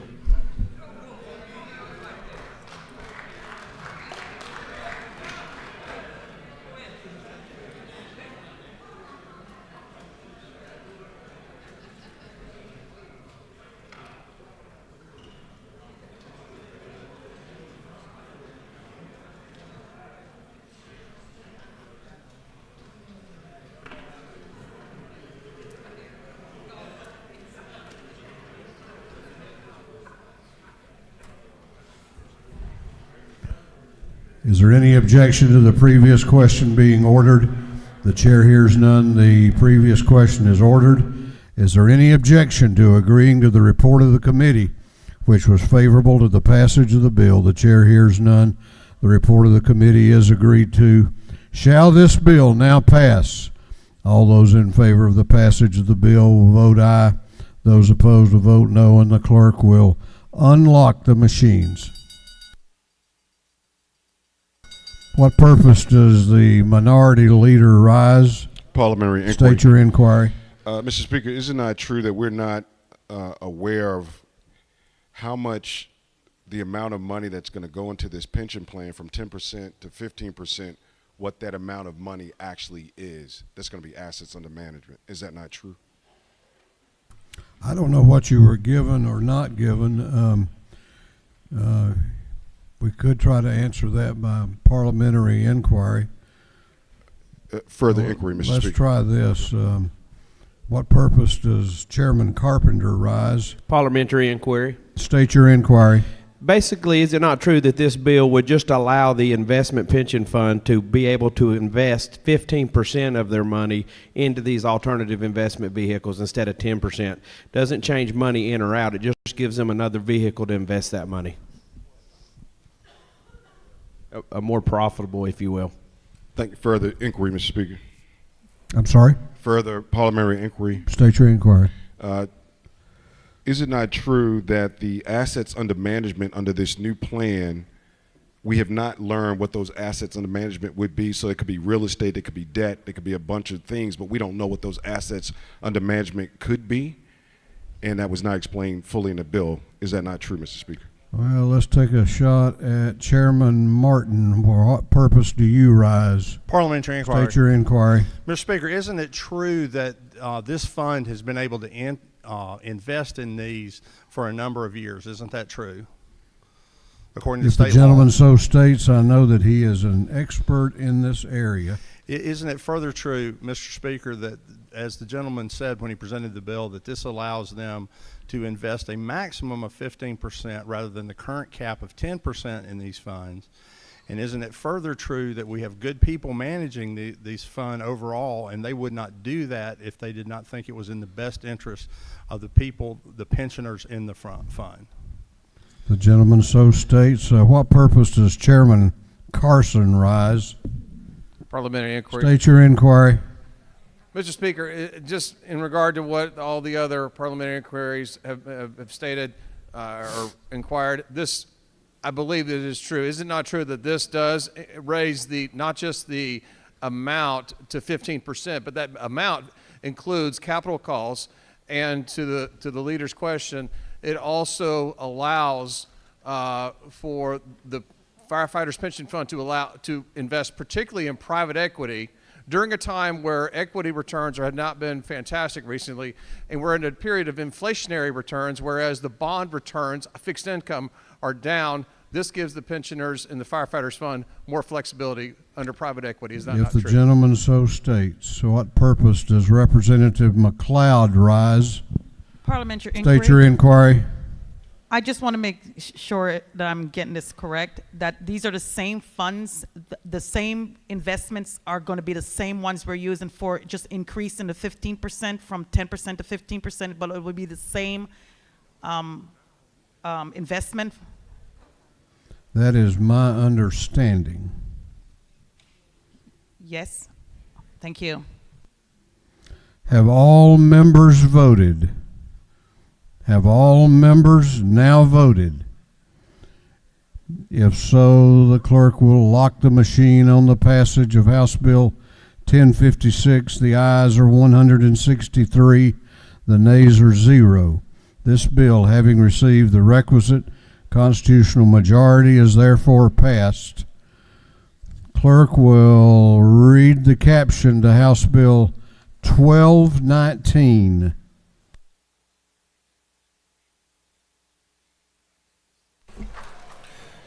House Bill 1219 by Representative Houston in the 170th and others to be entitled an act to amend Article 1 of Chapter 11 and Title 43 of the Official Code of Georgia annotated relating to general provisions relative to dentists, dental hygienists, and dental assistants, so to revise the composition of the Georgia Board of Dentistry. This bill having referred to the Committee on Health and Human Services, that committee recommends this bill do pass by committee substitute. Chair recognizes Chairman Houston to present the bill. Thank you, Mr. Speaker. House Bill 1219 changes the number of members to the Georgia Board of Dentistry from 11 to 17. 13 of these members are dentists. 1 member is not a dentist or a hygienist. 1 is appointed by the Board of Regents with direct knowledge of education of dental students, and 2 are dental hygienists.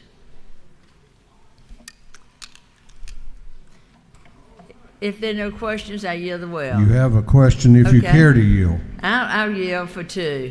Chair recognizes Representative Jasmine Clark to your left for a question. Thank you, Mr. Speaker. Does the gentlelady yield? Yes.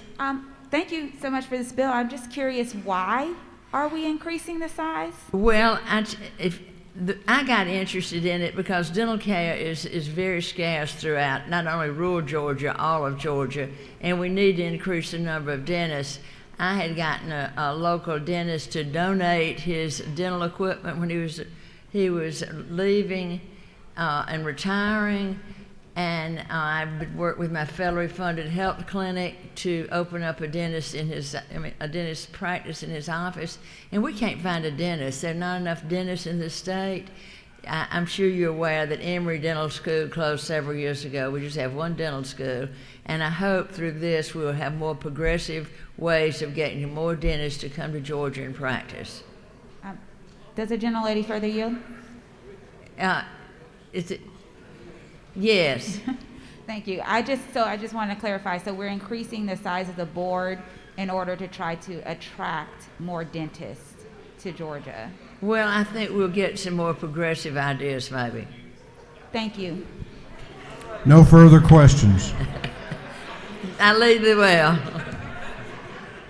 Is there any objection to the previous question being ordered? The chair hears none. The previous question is ordered. Is there any objection to adopting the committee substitute? The chair hears none. The committee substitute is adopted. Is there any objection to agreeing to the report of the committee, which was favorable to the passage of the bill? The chair hears none. The report of the committee is agreed to. Shall this bill now pass? All those in favor of the passage of the bill will vote aye. Those opposed will vote no, and the clerk will unlock the machines.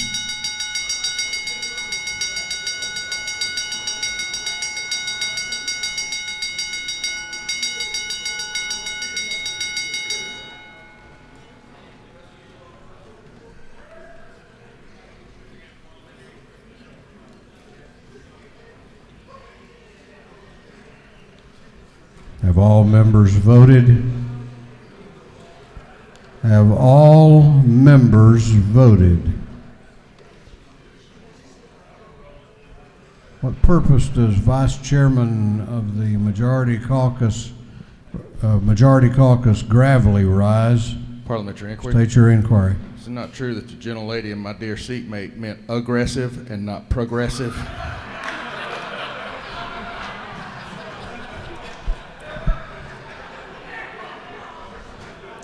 Representative, I have never known of her needing help in translation.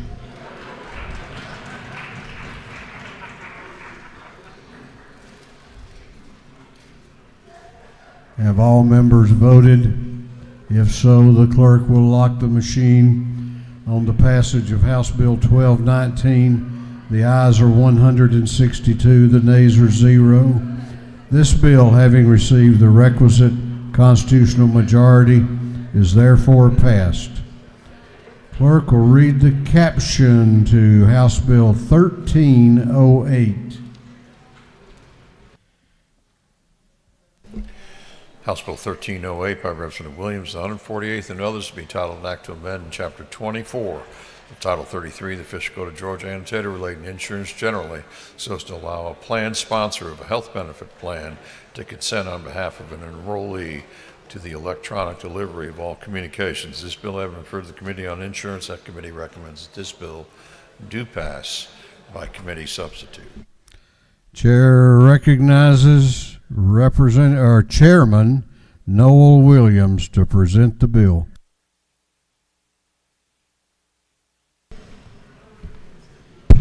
Thank you, Mr. Speaker.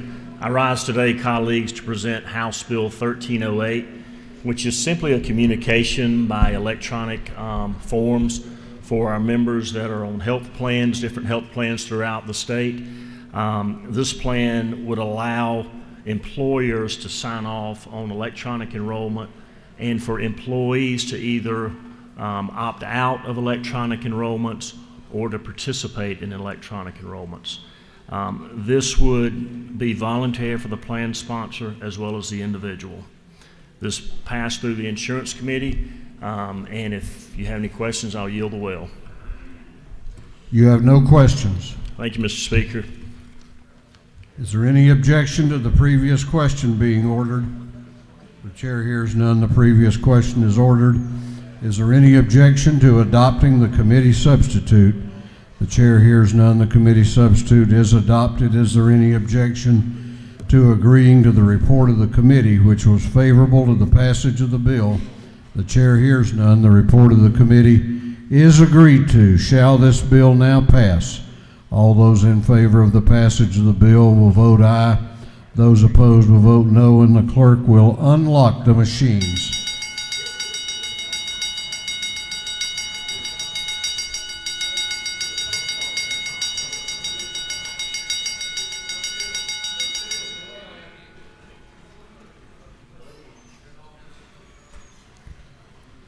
Have all members voted? Have all members voted? If so, the clerk will lock the machine on the passage of House Bill 1308. The ayes are 161, the nays are 0. This bill, having received the requisite constitutional majority, is therefore passed. Clerk will read the caption to House Bill 1182. House Bill 1182 by Representative Taylor, the 173rd, and others to be entitled an act to amend Code Section 3693 of the official code of Georgia annotated relating to sale or disposition of county real property generally and the right of certain counties to make a private sale. This bill having referred to the Committee on Governmental Affairs, that committee recommends that this bill do pass. Chair recognizes Chairman Darlene Taylor to present the bill. Thank you, Mr. Speaker, members of the House. Today I bring you House Bill 1182. This is a major economic development for Grady County. It has been requested by the county. It's a long story, but I won't go into all of it, but for 60 years they tried to get a permit to build a lake and a dam, which they finally got from the EPA and the Corps of Engineers. It has been completed, and now they want to develop the property, and this was legal jargon that the county attorney felt would help them to be able to quickly get this done. If there are no questions, I'll yield the well.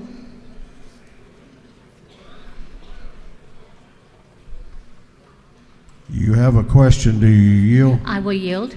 Chair recognizes Representative Park to your left for a question. Thank you, Mr. Speaker. Does the gentlelady yield? Yes. What impact would this bill have on Gwinnett, Forsyth, Hall, Dawson, and Lumpkin County that borders Lake Lanier, which was constructed in 1957? I'm sorry, where were you saying it was from Lumpkin County? What effect or what impact would this bill have on counties that surround Lake Lanier? It has no effect on them. Actually, the law had been changed from when they first started the project. Appling County had some wording changed in the law, and this just corrects it. That's what this is. It doesn't affect anyone else. Thank you.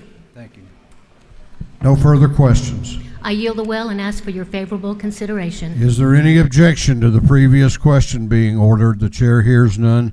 The previous question is ordered. Is there any objection to agreeing to the report of the committee, which was favorable to the passage of the bill? The chair hears none. The report of the committee is agreed to. Shall this bill now pass? All those in favor of the passage of the bill will vote aye. Those opposed will vote no, and the clerk will unlock the machines.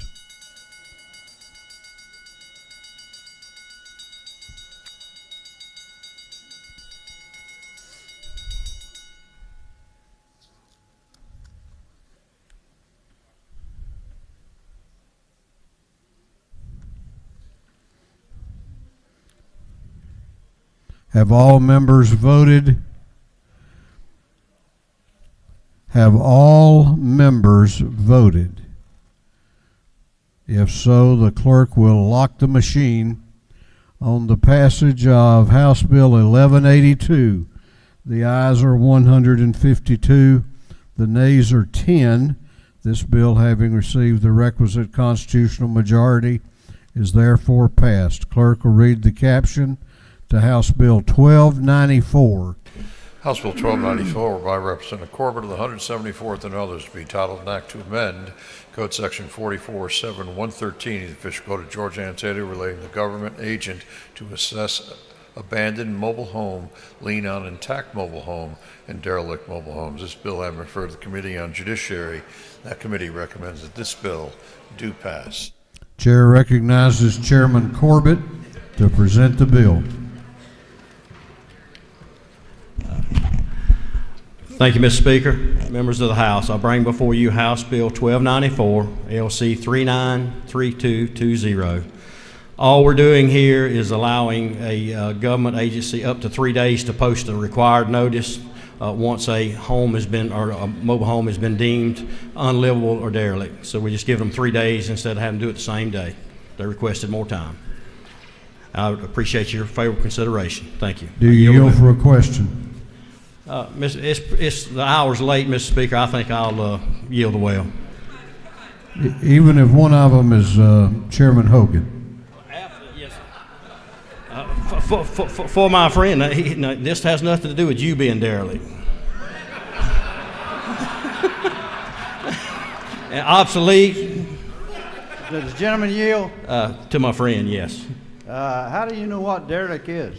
I looked it up in the dictionary. Is that a house trailer? A mobile home. A mobile home? Yes. Okay. Thank you very much. Thank you for the question. I yield the well. Is there any objection to the previous question being ordered? The chair hears none.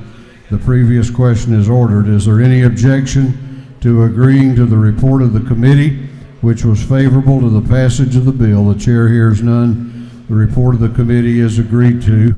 Shall this bill now pass? All those in favor of the passage of the bill will vote aye. Those opposed will vote no, and the clerk will unlock the machines. What purpose does Representative Tyler Paul Smith rise? Parliament. State your inquiry. Mr. Speaker, is it not true this would apply to those trailers with the polyester curtains and the redwood decks as well? I think that's a fair interpretation. And a velvet Elvis picture in the den.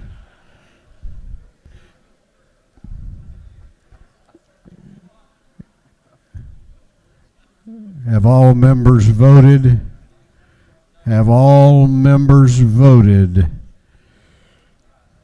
If so, the clerk will lock the machine on the passage of House Bill 1294. The ayes are 159. The nays are 0. This bill, having received the requisite constitutional majority, is therefore passed. Clerk will read the caption to House Bill 1288.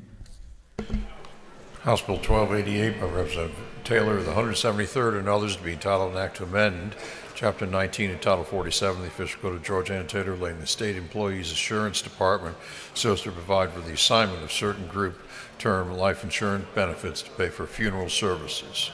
This bill having referred to the Committee on Insurance, that committee recommends that this bill do pass by committee substitute. Chair recognizes Chairman Taylor to present the bill. Thank you, Mr. Speaker. Members of the House, I bring you House Bill 1288. This bill will allow the state retiree life insurance plans to accept an assignment of benefits to the funeral homes. There's been a problem with many times the funeral home is rendering services and not being paid for them. The assignment process is how most life insurance companies process these claims. The funeral homes must provide proper identification and notification and documentation. And also, you'll be happy to know that Representative Patty Bentley likes this bill.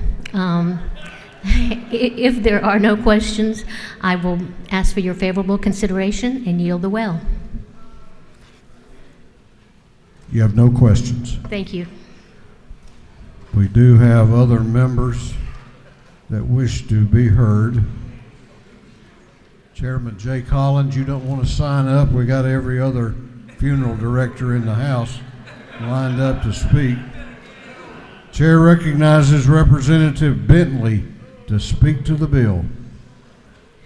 Thank you, Mr. Chairman, and good afternoon, colleagues. I just want to come before you and let you know that I do support House Bill 1288. This bill will certainly help the entire funeral industry across the state of Georgia, the Georgia Funeral Service Practitioners Association, definitely the Georgia Funeral Directors Association. We all are in support. This is an industry bill that will certainly help families better take care of business in the event their loved one passes away. So I just want to let you know that I do support this bill. I'm very grateful for Chair Lady Taylor for working on this bill and all that voted on it in committee. So thank you. You have a question if you care to yield. Yes, sir, I will yield. Chair recognizes Representative Al Williams to your left for a question. Will the gentle lady yield? Of course, I will. Of course, with you having the assignments and guaranteed payment, those that assign will get a hefty discount, won't they?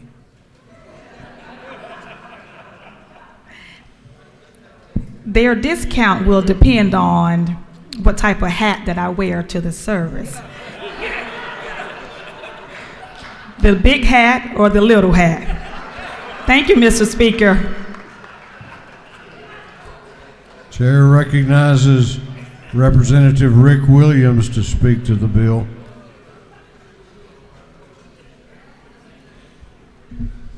Thank you, Mr. Speaker. I do encourage everyone to vote for this bill. This just levels the playing field. This is the same as any other insurance assignment, whether it be for medical care, doctor's bills, funeral bill, whatever. This just levels the playing field, and I ask for your favorable consideration. Thank you, Mr. Speaker. Is there any objection to the previous question being ordered? The chair hears none. The previous question is ordered. Is there any objection to adopting the committee substitute? The chair hears none. The committee substitute is adopted. Is there any objection to agreeing to the report of the committee, which was favorable to the passage of the bill? The chair hears none. The report of the committee is agreed to. Shall this bill now pass? All those in favor of the passage of the bill will vote aye. Those opposed will vote no, and the clerk will unlock the machines. For what purpose does Representative Bentley rise? Mr. Speaker, pursuant to House Rule 133, I would like to be excused from voting on this bill. Lady has that right, and the record will so reflect.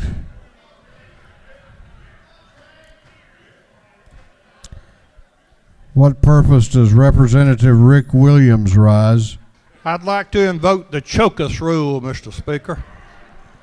Gentleman has that right, and the journal will so reflect. What purpose does Representative Wade rise? Parliamentary Inquiry. State your inquiry.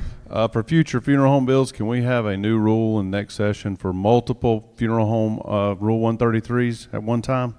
Thank you. Have all members voted? Have all members voted? What purpose does Chairman Jay Collins rise? Pursuant to the Chocus rule, I ask to be excused from this vote. Gentleman has that right, and the journal will so reflect. Have all members now voted? If so, the clerk will lock the machine on the passage of House Bill 1288. The ayes are 159. The nays are 0. This bill, having received the requisite constitutional majority, is therefore passed. House Bill 389 will be postponed until the next legislative day. House Bill 961 will be postponed until the next legislative day. Chair recognizes Chairman Efstration for a motion.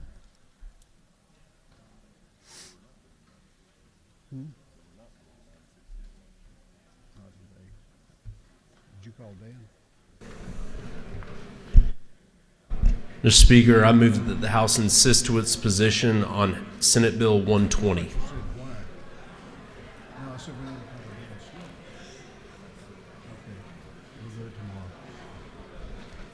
Chairman Efstration moves that the House insist on its position on Senate Bill 120.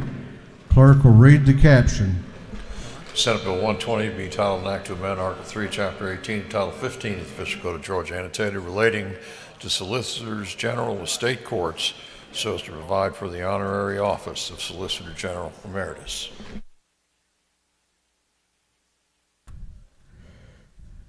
Chair recognizes Chairman Elstration to explain his motion.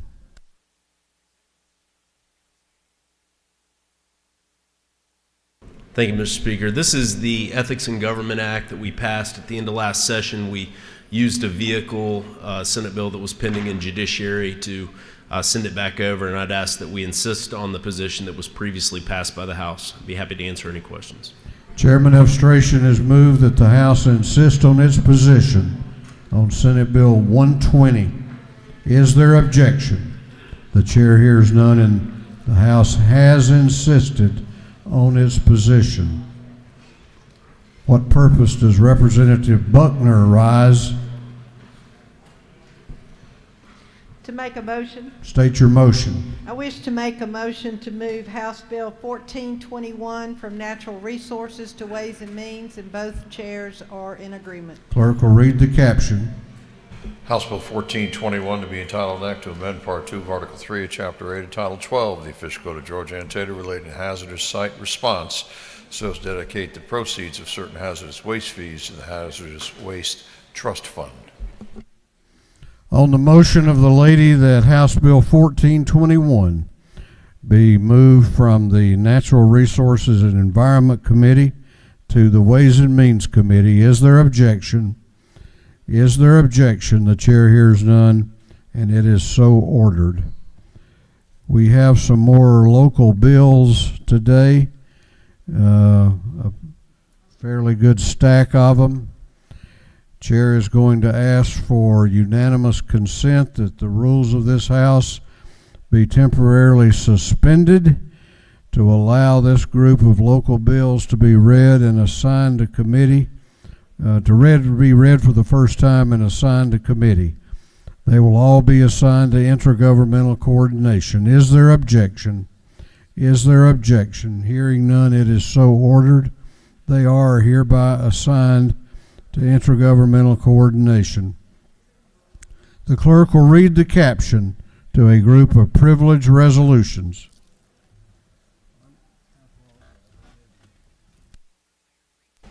Congratulating the Georgia Bulldogs and inviting head coach Kirby Smart to be recognized by the House of Representatives, recognizing and commending Armin Morris upon the grand occasion of his retirement, commending and congratulating Kyle Owen Rex, a member of the Boy Scout Troop 714, recognizing and commending Jalen Johnson, a Southwest Georgia African-American leader, recognizing and commending Judge J. Mike Green upon the grand occasion of his retirement, recognizing and commending the Oliver Morton chapter of the Daughters of the American Revolution, commending the Georgia peanut industry and recognizing March 2022 is Georgia Peanut Month at the state capitol, and commending Scotty Raines, Georgia's 2022 Farmer of the Year, and for other purposes. That completes the reading of the privilege resolutions.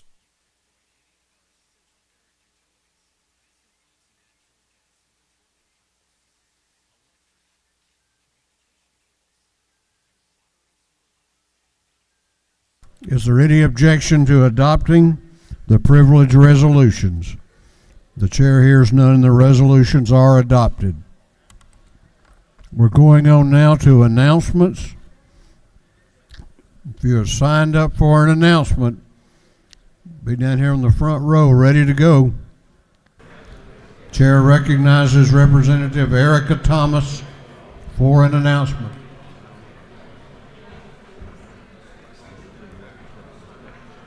Like I said, be down here and ready to go. Chair recognizes Chairman Chokas for an announcement. Thank you, Mr. Speaker. All the members of the Small Business Development Committee, we will be having a meeting tomorrow morning at 8 a.m. in 506, 8 a.m., 506 Tuesday. Thank you.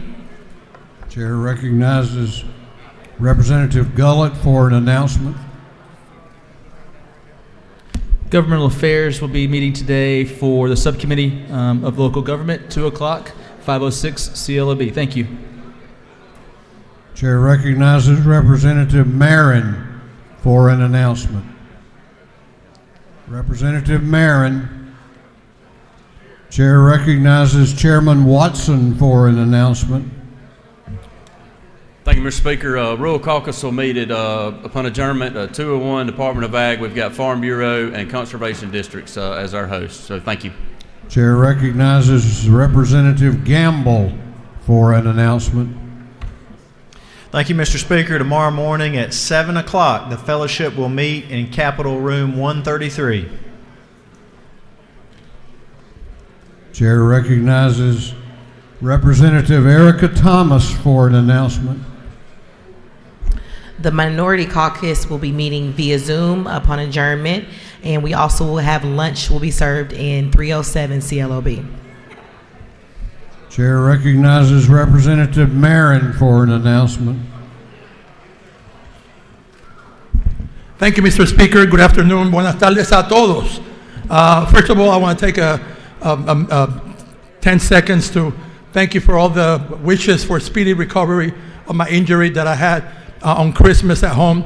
I'm not well yet, but I'm here. So for the second half of the session now, for this, tomorrow morning, the Georgia Hispanic Chamber of Commerce Legislative Breakfast, we should be celebrating 20 years, but because of COVID, we missed 1 year, so we're celebrating 19 years. We changed the venue to the depot. First, it was going to be at the Sloppy. Now it's going to be at the depot. So please come by and say hello to the members of the Georgia Hispanic Chamber of Commerce. Thank you, Mr. Speaker. I yield the well. That completes our announcements. Chair recognizes the majority leader of this House for a motion. Thank you, Mr. Speaker. Mr. Speaker, I move this House stand adjourned until 10 a.m. tomorrow, Tuesday, March the 1st, 2022. The majority leader has moved that this House stand adjourned until Tuesday, March 1 at 10 a.m. All those in favor of the announcement will say aye. Those opposed will say no. The ayes seem to have it. This House will be adjourned until Tuesday,